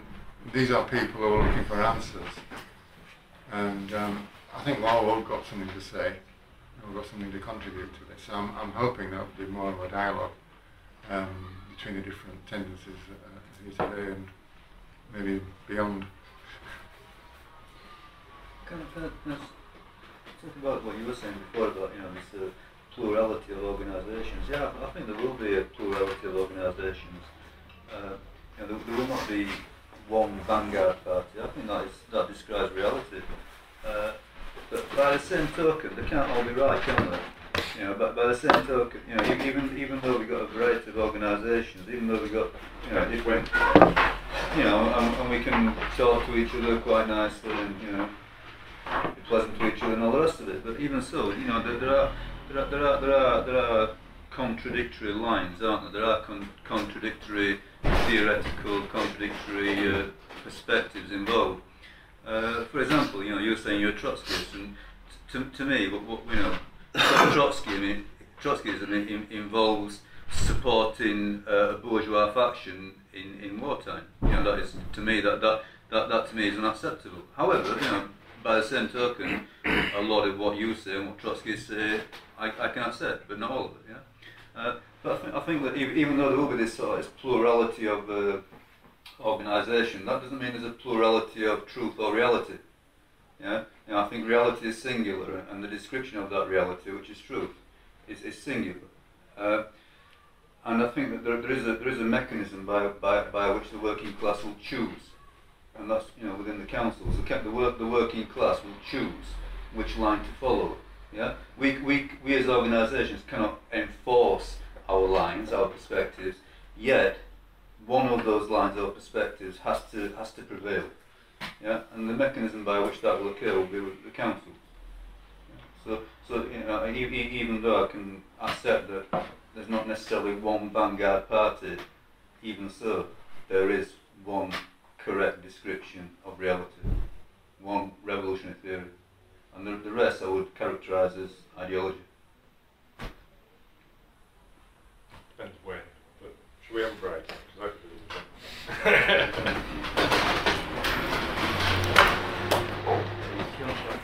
Perhaps I can start off the next bit just with a couple of probably very simplistic questions, because it was sort of initiated with the bits before. But Who is the petty bourgeoisie and who is the ruling class, I suppose, and there was discussions about that there. He talked to the SPGB, and everybody is a worker. So there's hardly, there's no ruling class left anymore, and there's no capitalists left, and it'll all fall apart as soon as you talk to them.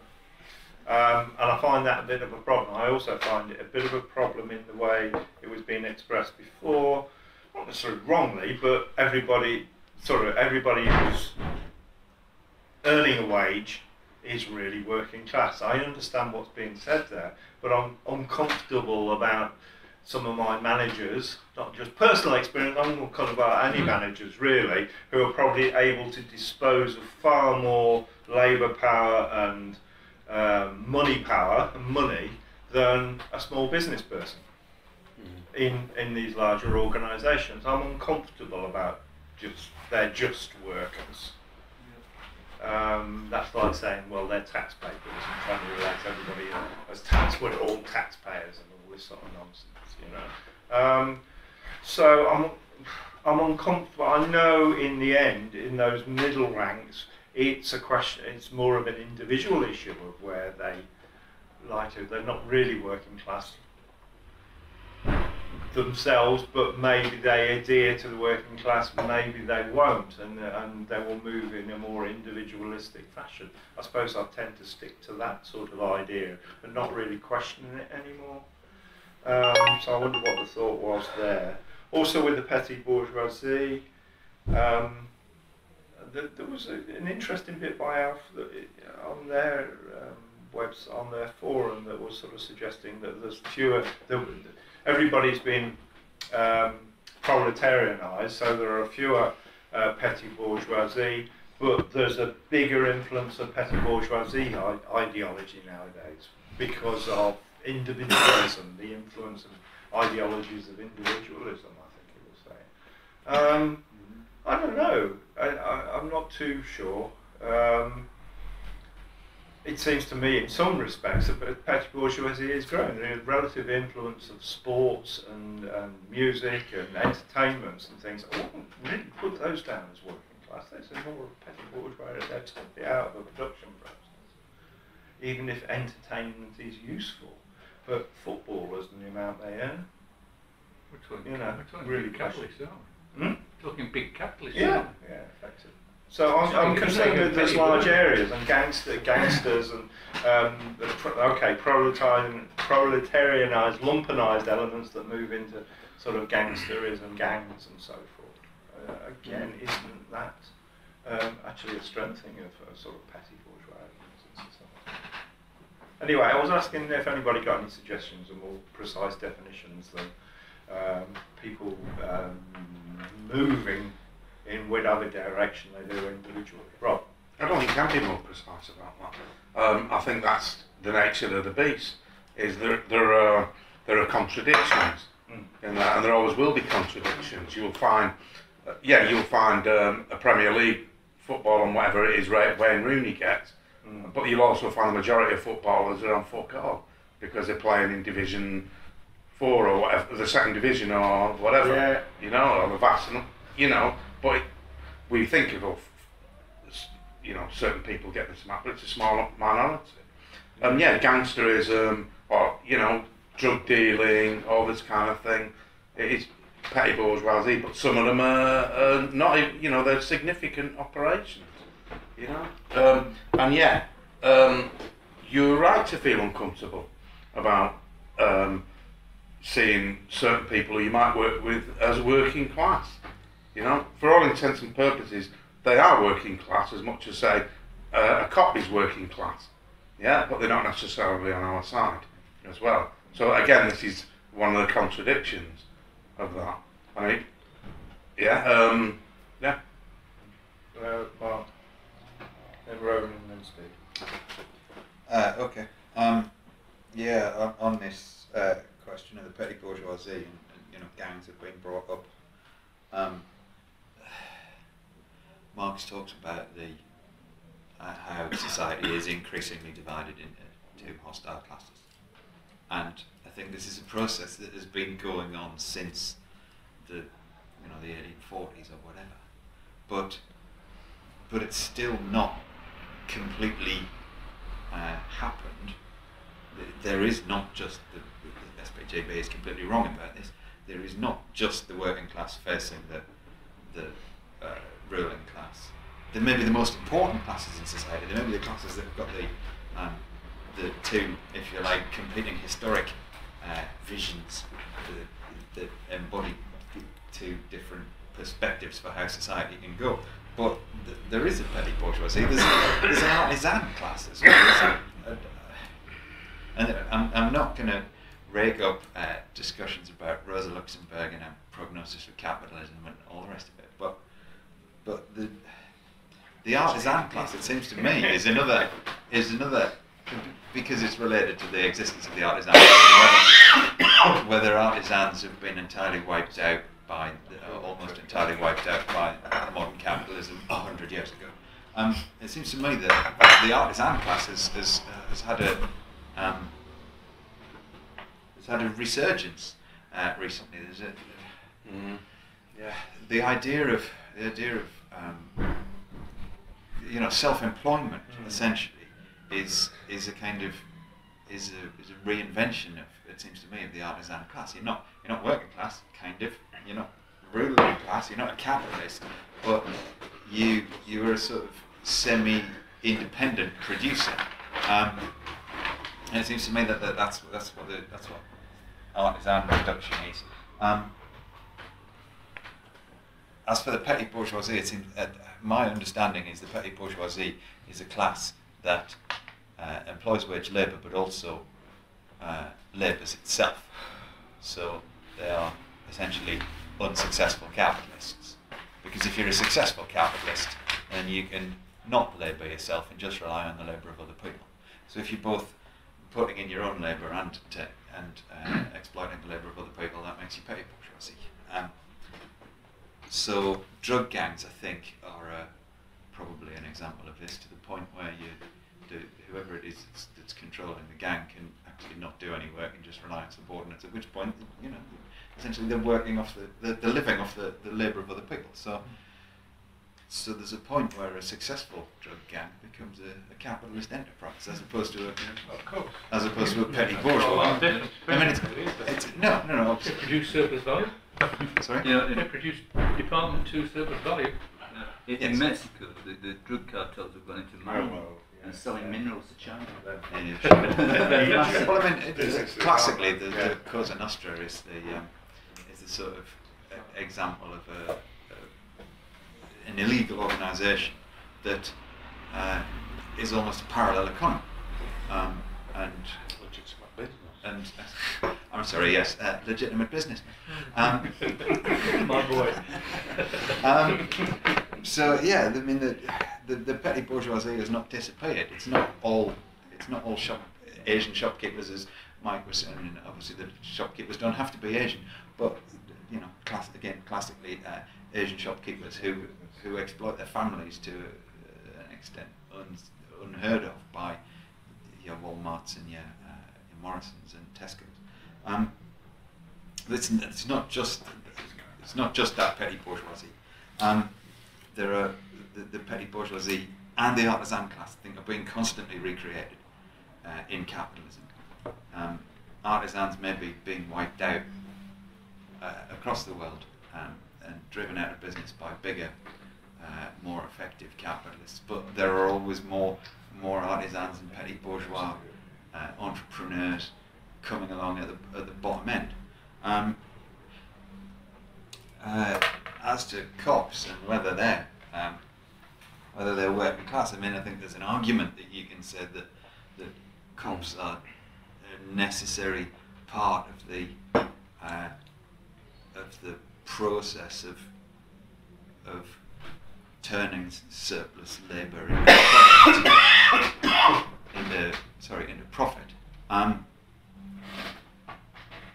Are they working class? Well, they sell their labour to capitalism, but I don't think any definition of the working class, which includes the police force, I think is quite a strange one. And again, if the SPJB were here, I'd be arguing with them about their definition cops being workers. But they're not here, so I won't. And I'll stop. Right. I think also that when we talk about class, there's like two really ways in which class is dealt with, I think, within the sort of, within both academia and within the Marxist tradition. One is like the E.P. Thompson way of talking about class as a process that is constantly working its way through in our activity in our lives, blah blah blah.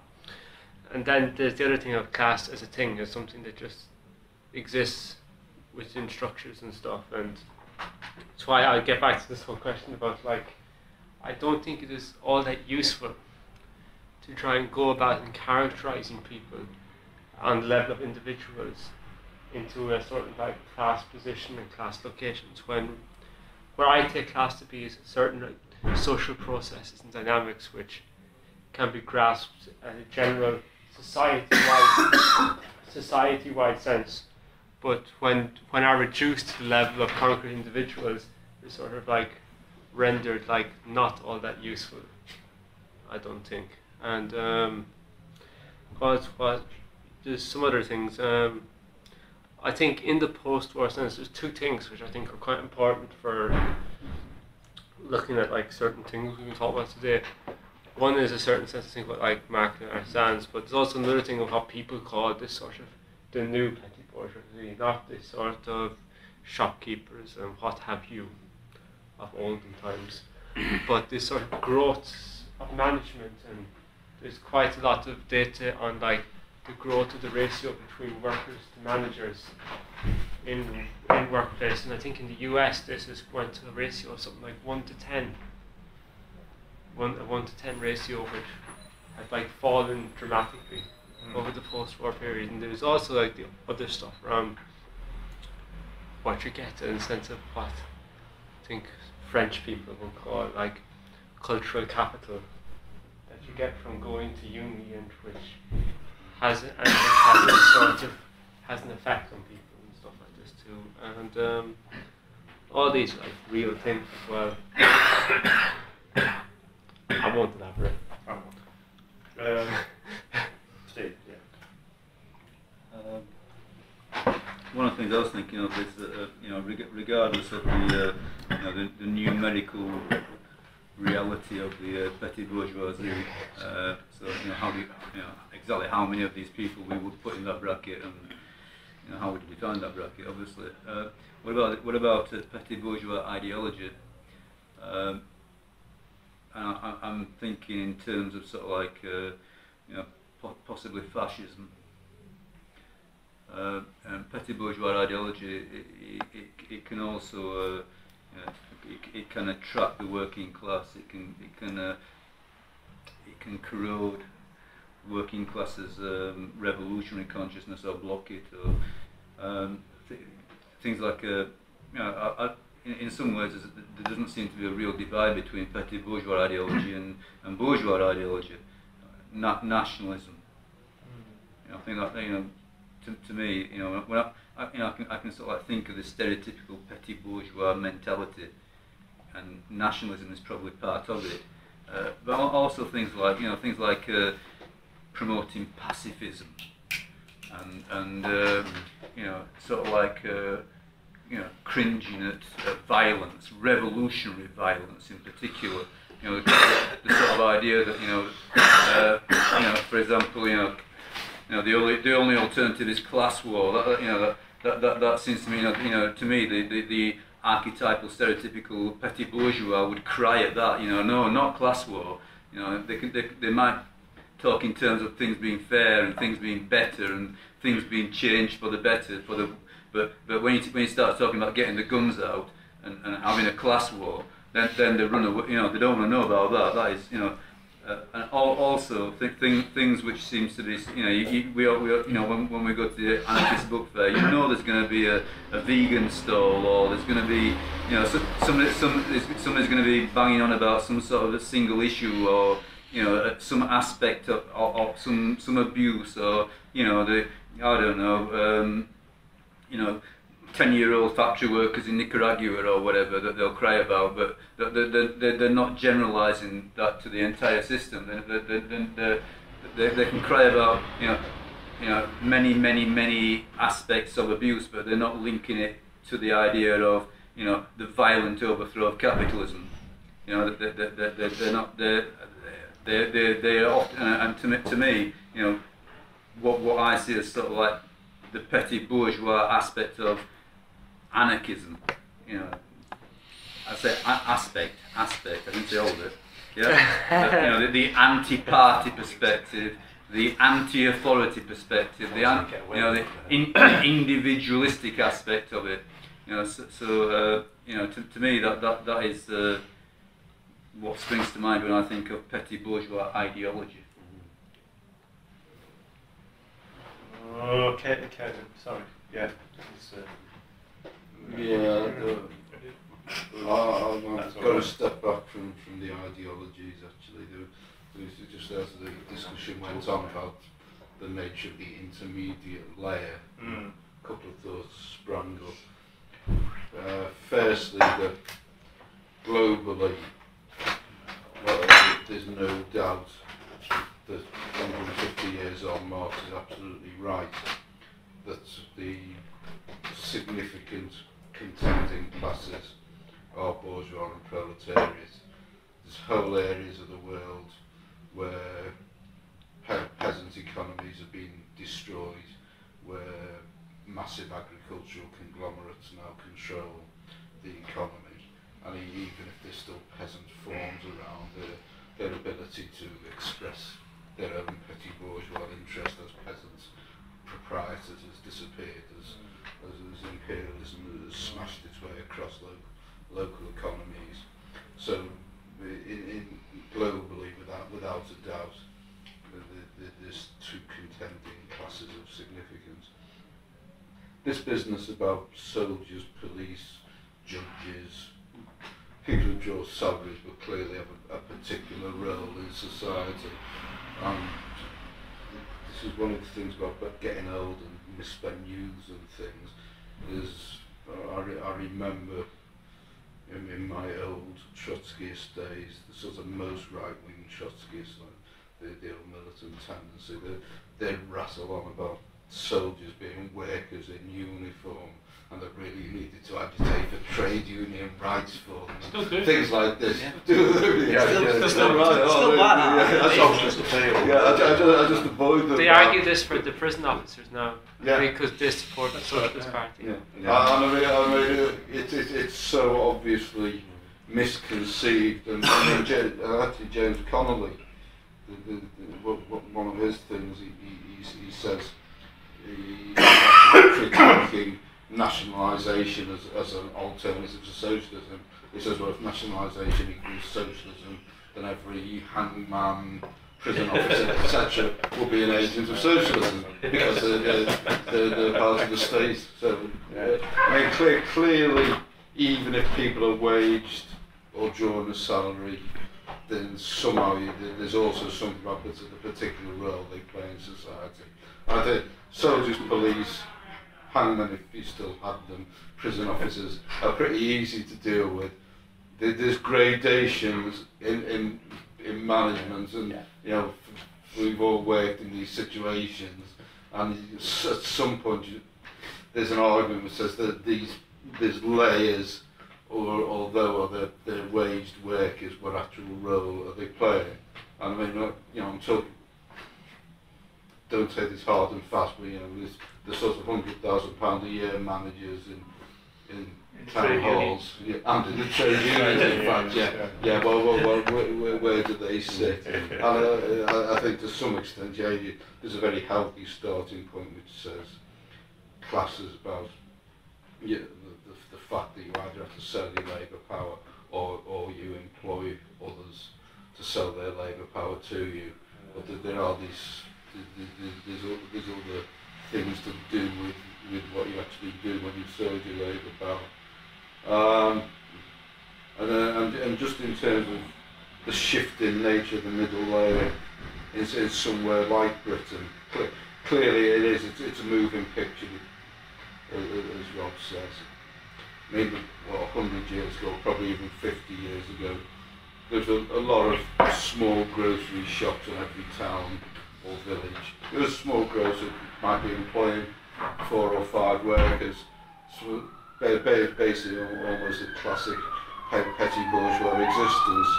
I mean, there are now, there's a Lidl and there's an Aldi, very, very obviously classical capitalist concerns with 0-hour proletariat employed in them. And I mean, likewise, you know, the old bike shops, well, there are still some old bike shops around, but also Halfords employ workers in a standard capital relationship to sell bikes and repair bikes and do bits of work on your car and all the rest of it.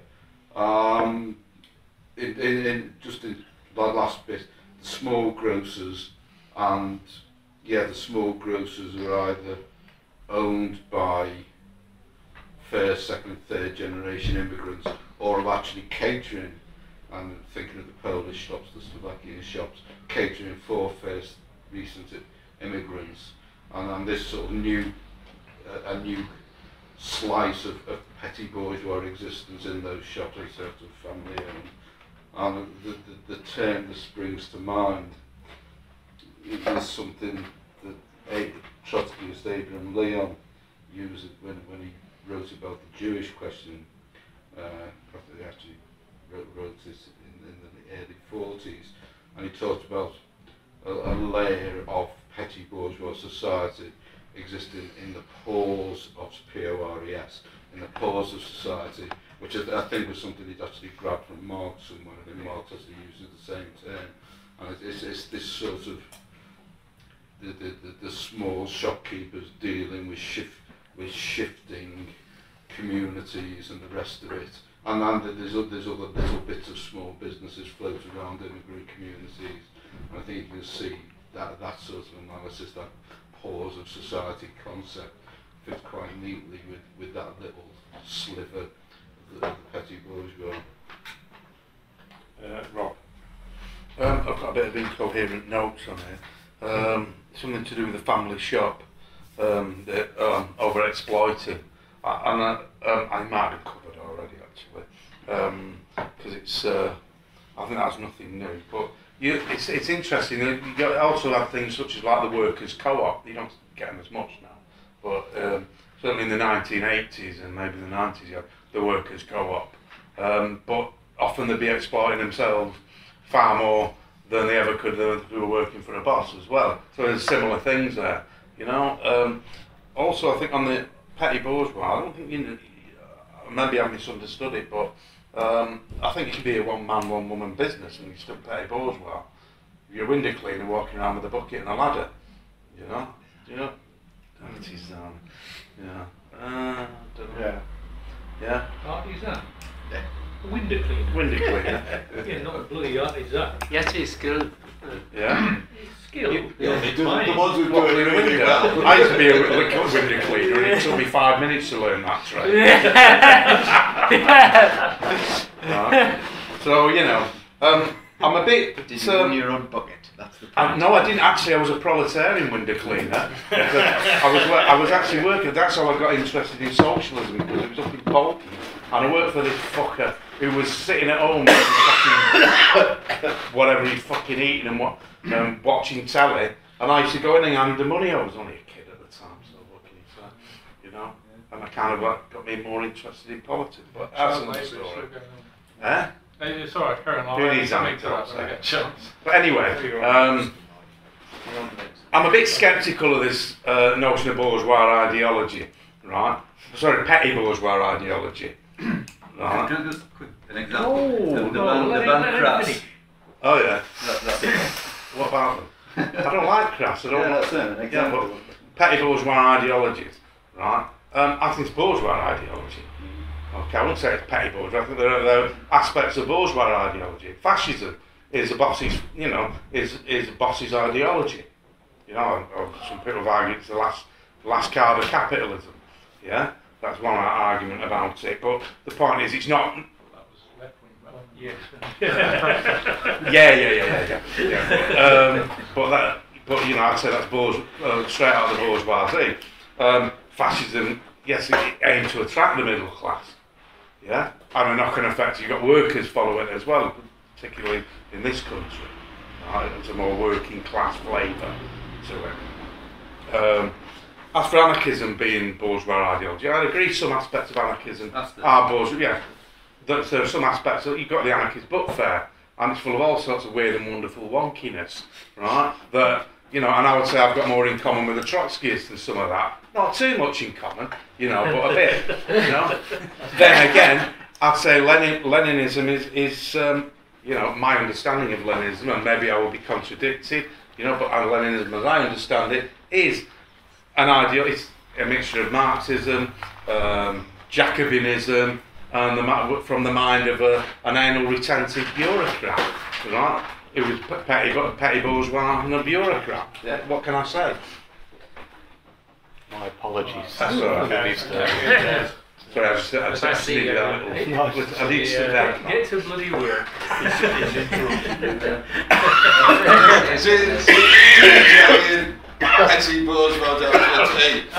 He's more of an artisan than a window cleaner. Do you employ anyone else to bring in decks or anything? Just these hands. Artisan. What I would say on that, on the petty bourgeois. Can I just add one thing? A story that I told yourself many years ago. Believe it or not, when I was tiny, I actually remember both living with and spending some proper time with my great grandfather. He died when I was around 5 or 6. But he always used to tell a particular tale about hiding in a tar barrel from the factory inspector because he was too young to work. Now, bear in mind, if you actually sit and think, do we know exactly when the last elements of the Poor Law were repealed in the UK? 1947. I was going to say 48. No, I was born in 48. Sorry, it was just a footnote. I do apologise. That's not a welcome footnote. Thanks for that. Cheers. See you, fella.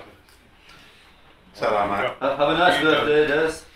Well, Not yet, but soon. Soon. I probably won't see him before that. Happy birthday, Dave. There's a great little pamphlet actually on the bourgeois influences on anarchism by Louis Fabry. Have a read of it. I've actually read that.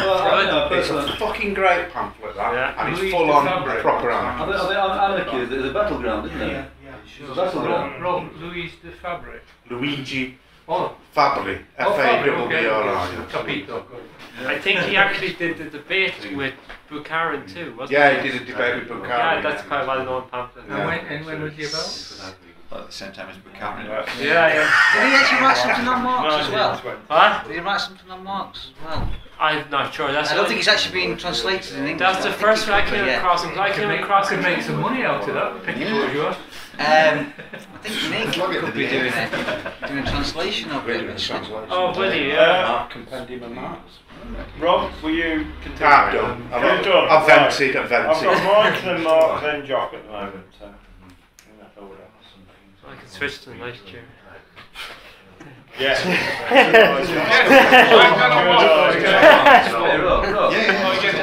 Also you mentioned, he didn't write the end of anarchism, did he? No, that was Galliani. No, tell him. Okay, well. All these Italians. All All of their works are interchangeable.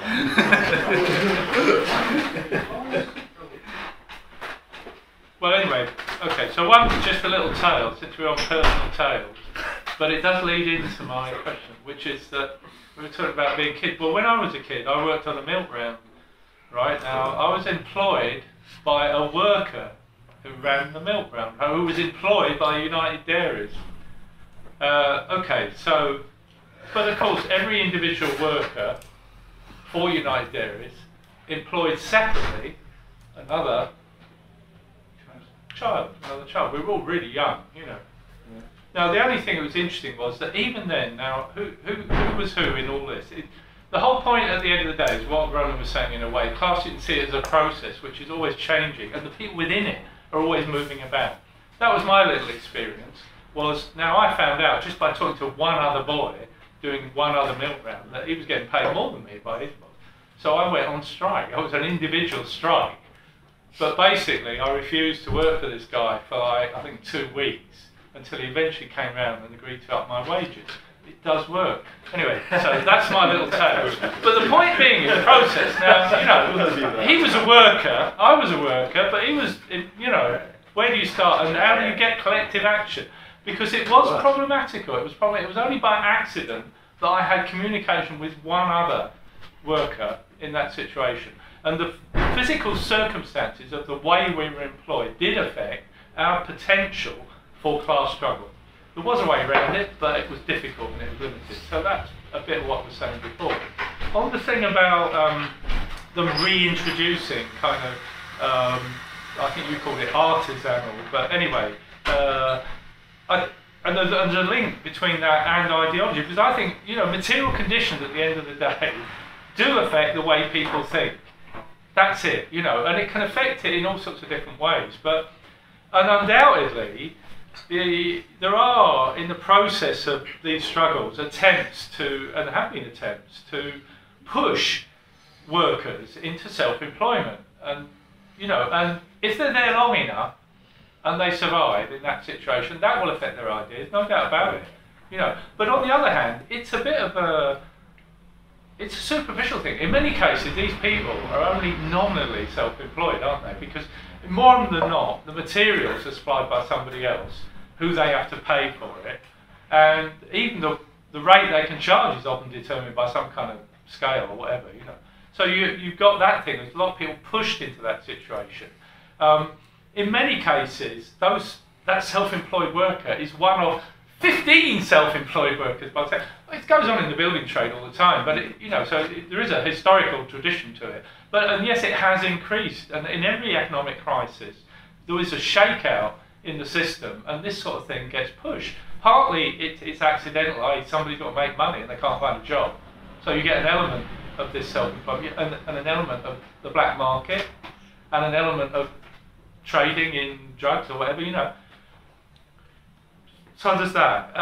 The cult, and it does affect people's ideas, and it is intended to affect people's ideas in terms of the policy, the political policies that help support and surround this kind of dream. So the thing itself may be accidental, but it's often supported by both propaganda and legal regulations and all that help it and assist it to exist or promote it in some certain ways. And that does kind of promote individualism. You want to call it petty, but whatever you want to call it. It promotes a certain type of individualism and an approach to sorting your problems out as an individual rather than collectively. But it's not always that clear cut. You know, like me in the milk round and the self-employed, well, you're self-employed, but the 16 others, if you get to know who they are, there's always ways around these things. You can work collectively. It might not be the way you thought. It's a bit like the lump, but even in the days of the old, you know, but it was a form of class struggle. It was a form of class struggle because these people were self-employed, but they worked together and they were the same gangs. And in the end, you know what I mean? Now, were they working class? Their tools, they might have carried their tools. I don't know. It's a very flexible situation and it moves about all the time. The cultural industry, by the way, is very much in this sphere, and if that's artisanal, that is definitely artisanal. I'll introduce something maybe later, because I went to a film show recently that was, funny enough, about an anarchist, of maybe the sort of anarchist you're talking about, not the sort of Herbert Reed. It was about Herbert Reed. But interestingly, I went to this film. Sorry? He became an MP in 1945.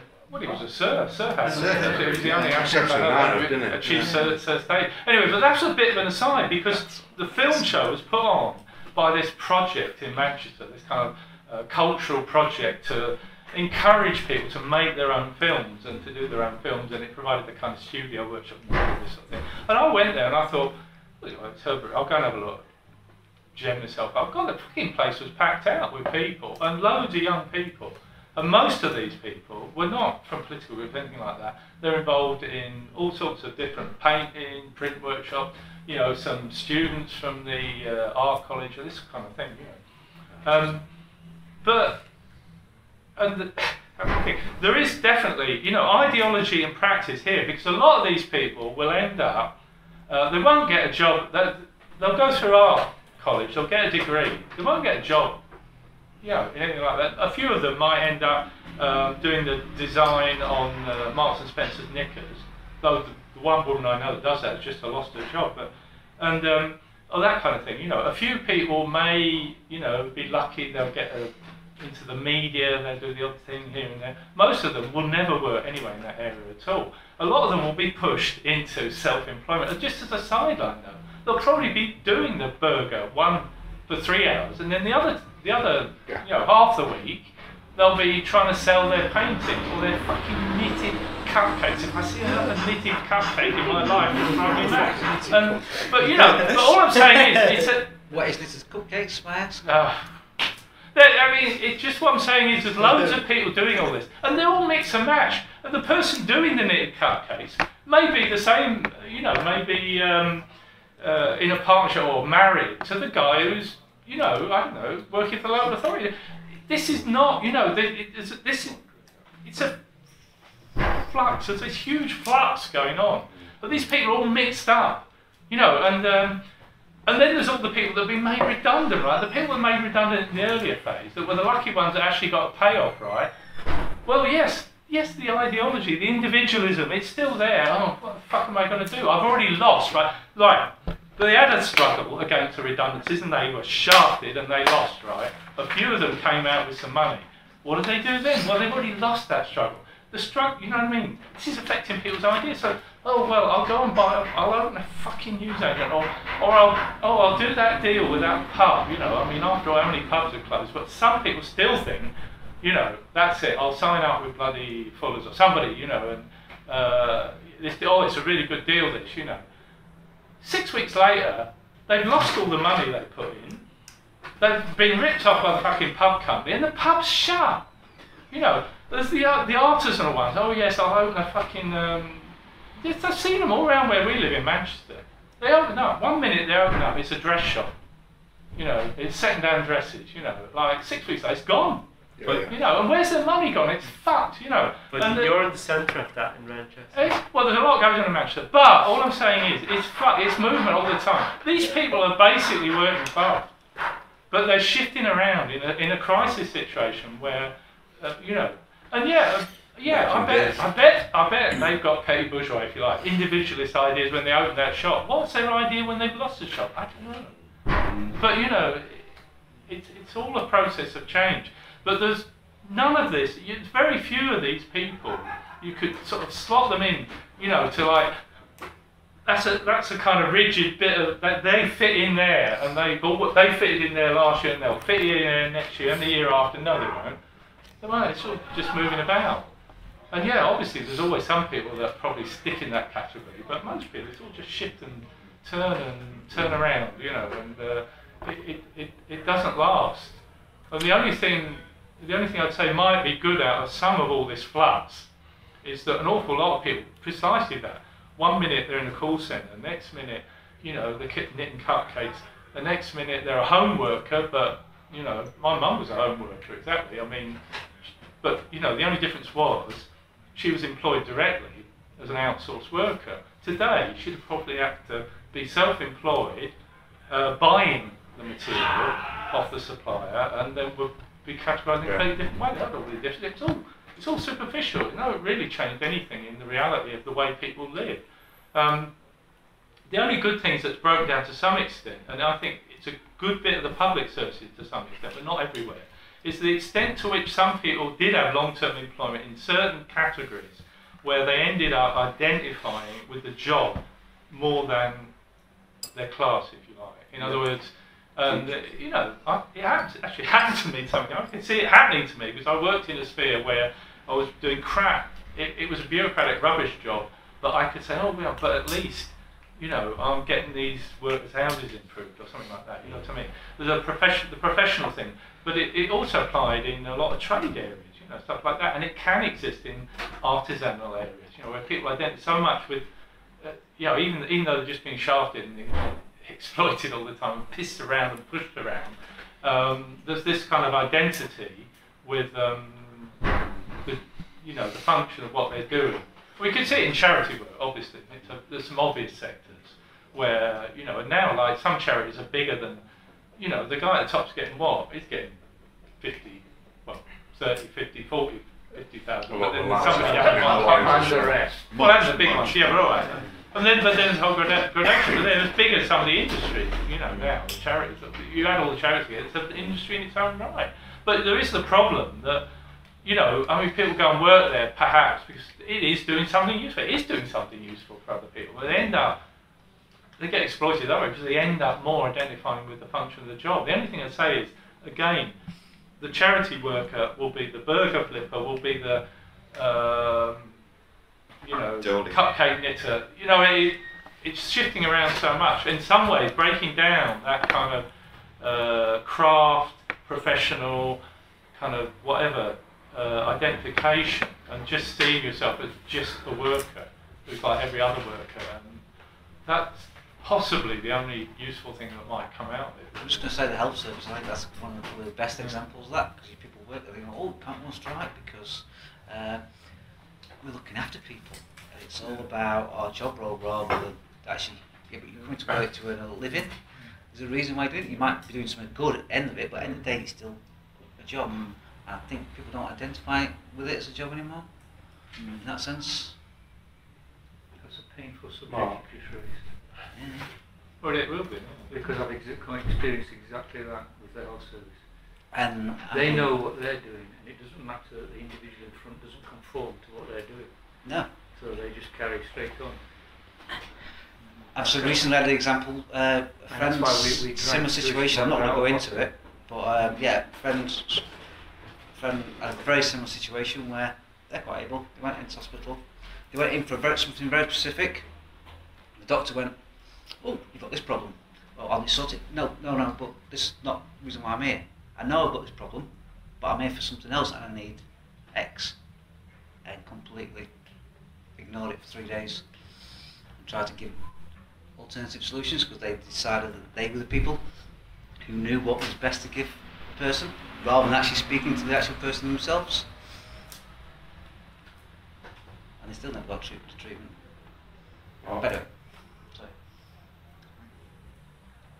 There's got a lot of things I want to come back on then. Starting with what Ronan was saying earlier,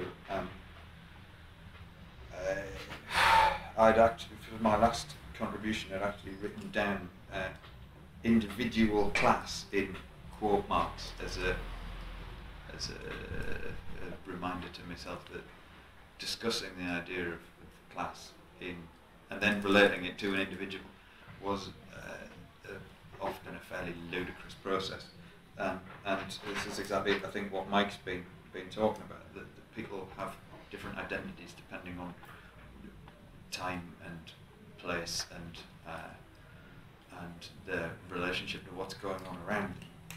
So, I mean, I think whether or not we discuss class as a process or a structure, the idea of pegging individuals as being always and forever a member of a particular class doesn't make any sense, because I think Mike's quite right that at one point somebody could be employed as a waged worker and then you know, the next week or later on that week or 6 months later or whatever, they have a different relationship to the means of production because they've become self-employed. Because or it's hybrids. Yeah, sure. Yeah.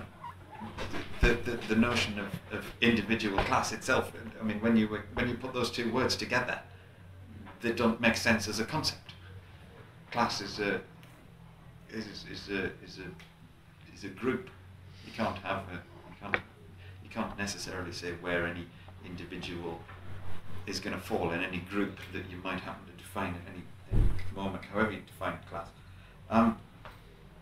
So yeah, I want to agree with Ronan on that one, that the idea of and Mike, that pegging individuals as being of a particular class at any given point in any circumstance, it doesn't make much sense.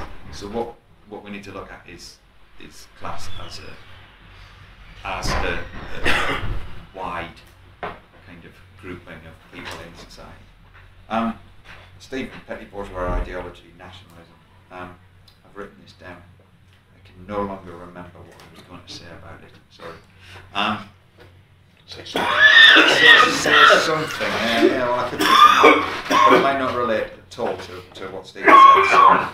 So it was important. It was certainly important, and I either was going to agree or disagree with you about something. And I can't remember the reason. I'm sorry. Kevin, significant classes. I know what this is about. I don't disagree with you. I don't think I was disagreeing with Marx either. I agree that the significant classes in society are, let's broad groups, the bourgeoisie and the proletariat. I think in one of my previous interjections, I expressed the idea that these are the only two classes with kind of a perspective for society, and obviously we'd reject the bourgeoisie's perspective for society, and we think that the future of humanity rests on the working class overthrowing capitalism and beginning the creation of a socialist society, and they're the only two significant directions that society can go in. Because the petty bourgeoisie, going back to Stephen's point, I've now remembered where it was, the petty bourgeoisie's perspective is essentially, it seems to me, one of small government and being left alone. What the petty bourgeoisie wants is a stable society where they can be free to exploit the small number of workers that they do exploit without interference from bigger organisations. The parties like UKIP, though they're actually expressions of the big bourgeoisie, appeal, it seems to me, to a petty bourgeois notion of a nationalist kind of notion that as long as we're doing the exploiting here and people here are making decisions, then that's all fine. We can't let foreigners make decisions because they don't understand how we want to exploit people in this country. So it seems to me that the relationship between the petty bourgeoisie and nationalism is a fairly explicable one. That the petty bourgeoisie is not an international. It may be an internationally spread class, but it doesn't have international interests in the way that the capitalist class does. That in terms of international corporations or whatever, the petty bourgeoisie is very much rooted in the country that those petty bourgeois elements are from, or sometimes even the region that those petty bourgeois elements are from. And I'm not going to touch on the question of whether elements of anarchism petty bourgeois, but I'll just leave that there.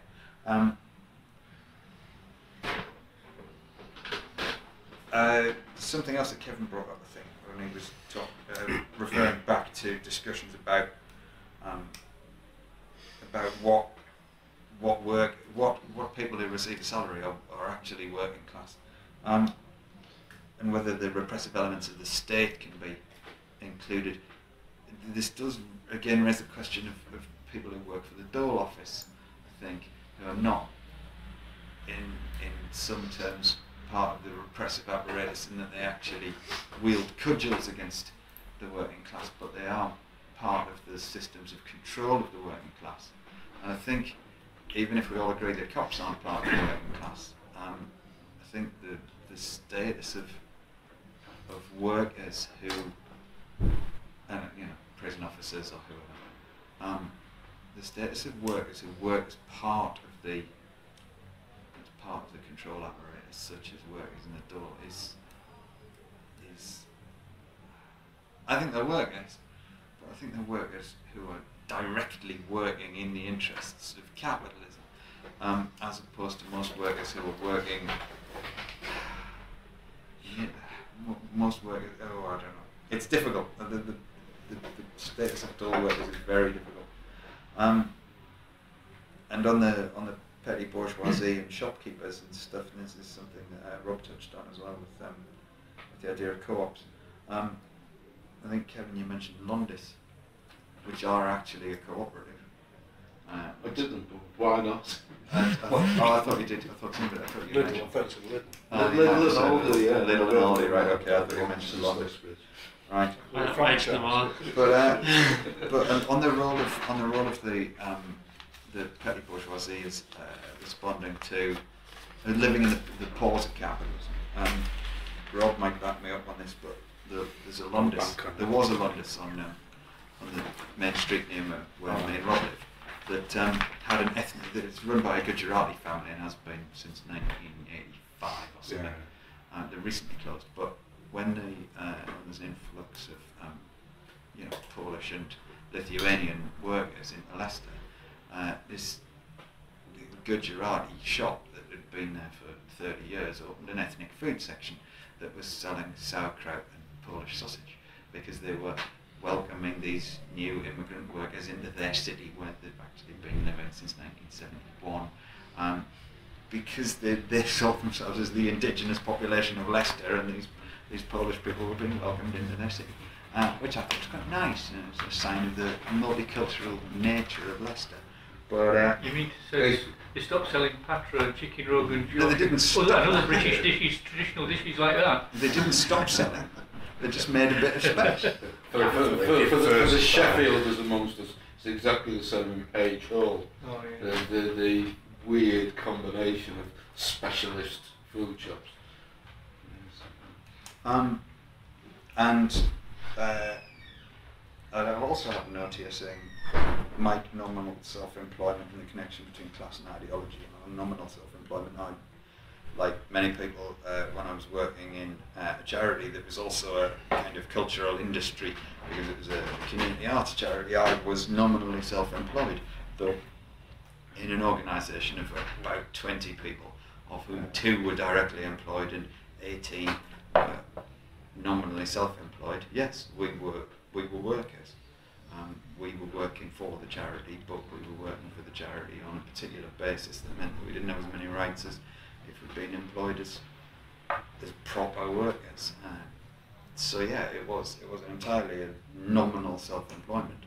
And I agree that there's been a deliberate shift in some industries away from the idea of employing people on contracts to making them self-employed, and does that change your status as a worker? No, I don't really think it does, because to all intents and purposes we were workers who were working with just fewer rights than most workers, and more bureaucracy, because we had more bureaucracy coming down on us. As to the connection between class and ideology, I think it sort of comes back to a lot of things that have been expressed here. I do want to flag up the problem with the idea of, I think, of petty bourgeois ideology being extremely prevalent if there's no petty bourgeoisie. I'm not sure where or how petty bourgeois ideology has so much traction if there isn't a real petty bourgeoisie. I think petty bourgeois ideology has to be a product of a petty bourgeoisie, unless we're just labelling bourgeois ideology as petty bourgeois ideology if it's particularly nationalistic. In which case it's bourgeois ideology. It's a product of the bourgeoisie. It's pushed by the bourgeoisie. It's pushed by bourgeois media. And to draw this to a close with a brief reference to EastEnders, which obviously is on the. Which we all obviously watch. Obviously, everyone watches. And What's EastEnders? It is a program on the electric wireless graph. People don't work as workers in EastEnders. People are always aspiring to be market traders and nightclub owners. Yeah. Popular culture seems to me pushes a particular view of work and aspiration that, I mean, aspiration itself is as a concept pushed to working people is always about how you can stop being, it never says stop being a wage slave, but it always says how you can better yourself, how you can be a success by moving in a position where you are exploiting other people. I mean, these are the only choices, it seems to me, that are offered by bourgeois culture, that you were either exploited or you were an exploiter. There's nothing outside of that paradigm.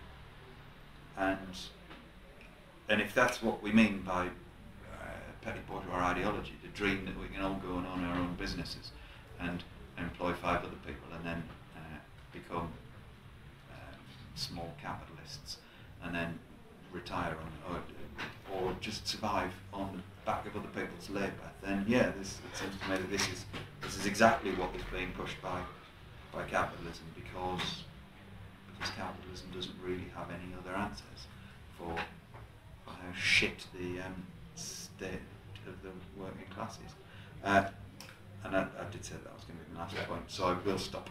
Good. Sorry, didn't mean it like that. But yeah, we've got noticed you were just a few minutes left. Yeah, we've only got a few minutes left. So, well, but I don't suppose we have to rush out. Do we? I've got 9 minutes before my meter runs out. So I've got John, you guarantee a short one. Ronan. Anybody else wants to speak, they want to land up, but probably means they're taking the role of summarising the whole discussion away from Ronan, so beware of them. I was just going to say that I thought Phil reversed the terms of the argument that we were making. All workers are wage workers, not all wage workers are proletarians. If you're a hired mercenary of the capitalist state taking out capitalist repression, there is no way that you can be considered part of the working class, which makes a nonsense of these people who try to make the police, or the example Kevin just gave about the Socialist Party talking about workers in uniform. Well, workers in uniform makes sense when you've got a conscript army, when the working class is has been given guns by the bourgeoisie, something the British bourgeoisie has always been reluctant to do. In 1955 they ended conscription, which they realised was just training workers to use guns. Duncan Sandys, who was the Minister of Defence at the time, said, we don't need workers in uniform anymore because we've got nuclear weapons. So the British quite consciously went back to their traditions by making sure that they have an army of hired killers, or mercenaries as we used to call them, for the basis of their system. And I think this idea, I think we should stop talking about the petty bourgeois ideology. It's a sloppy way of just not actually explaining the imposition of bourgeois ideas on the working class and saying that it penetrates the working class. What we've had over the last 30 or 40 years is an attempt by the capitalists to make us all into individuals, citizens, plebs, people who confront the system as individuals. And I think Ronan's quite right, and Mark said the same, it's a nonsense to talk about class and individuals in the same breath. It's a contradictory term. A class is a class in itself when it has a certain social existence which it recognises for itself, and it's a class for itself when it has a political existence which knows where it's going. And our problem is that we don't have much of either at the moment, right? I mean, it's absolutely where we are in classical position.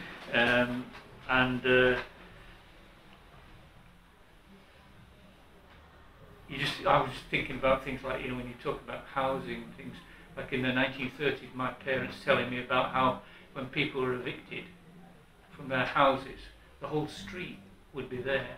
And when the bailiffs would pull the furniture out the front door, the street would pick it up and run around and put it in the back door. And it was like there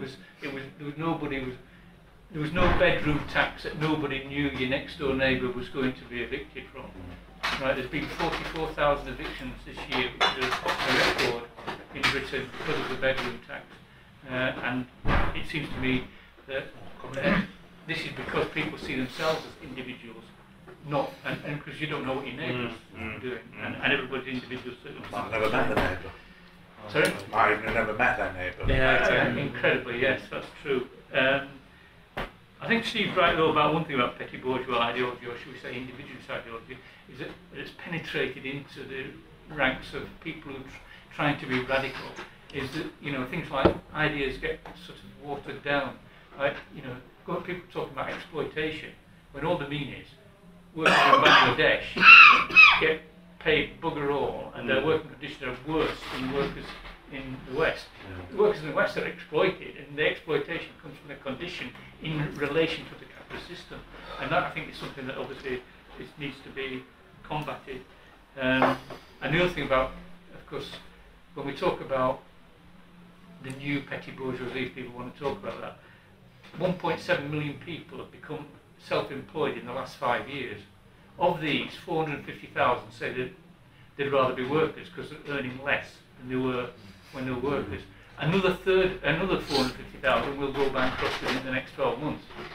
So that you're left with a little coterie of people who may just about eke out their living. But once their term of lease on what they're renting goes, like as Mike said, you know, this week's flower shops, next week's hairdresser. In fact, what people do is subleasing leases to each other because they can't even get to the end of the 6 months that they've taken off the council. So, I mean, obviously there's it's been a way of cutting costs. I mean, exactly, and of course these people are actually self-exploiters and can't be considered a new middle class in any sense or form. I think the only last comment I'd make is that we want to be careful not to irritate each other by nominalistic arguments, you know, like talking about Leninism. I think we should ban the word, right? Because I don't think there is such a thing. Well, I've always argued that there's 4 Lenins, right? And I'm not pointing at anyone. Some people would say that's 3 too many. Or talking about authority when we're talking about the workers' councils, you know, because I mean, I know Becky would have been offended by that, right? But she didn't say anything because I know she took me to task for it last year. So you know, like what we say is in the workers' councils, if we're not being mechanical about it, there's going to be rotation of functions, I would suspect. And to talk about authority now, responsibility is probably a better word, but I'm just saying that, like, it's been a very good discussion, and I thank Rob for kicking it off so coherently. But it would be good if we then could take these insights further and discuss the issues that have been raised further in more time. And now I'm around the car. Okay. I'll come back in. Specifically on authority, I think the idea was that I think, was it Engels who said, has anyone ever seen a revolution? There's nothing more authoritarian than a revolution. There's nothing more authoritarian than a revolution. Yes. One class imposes its will upon another. You know, to me, to reject the idea of authority is, it's not. It's the authority of the party, I think, is what. Yeah, exactly. You can see that. You can see that there should be. You said positions of authority in the workers' councils, and I was thinking that sounds like an oxymoron. Why? Because you have positions of responsibility, not authority. Because the authority is the workers' council. Yeah, exactly. Everybody else is delegated from the workers' council for specific tasks. Is my view, but to me, the workers' council is a structure of power. I've actually finished. You will be within. I think has to come out. I think I've asked Will to speak. There will be individuals who are exercising that power. Yes. The council are individuals at the end of the day. Under the authority of the council. In my view. When we get one. Yeah. There's that. I don't think this is it. My council you're talking about, not yours. Yeah. Are we done? I just wanted to say about I'm probably battling myself really, but I'm saying that at the end of the day, the capitalist crisis undermines the ability of the ruling class to mitigate the condition of the working class. As such, it is creating an ever more equal international working class. A working class that is ever more facing the same set of conditions, rather. So the idea of large privileged sectors within the working class is disappearing. Capitalism cannot afford to suspend the law of value to the extent that it can mitigate the condition of the working class. And I'm thinking in terms of the reduction of, well, I think the secondary wage, welfare, health, pensions, all that sort of thing, all those factors which stop the working class being what Marx essentially described, a class which is totally dependent on the sale of its labour power.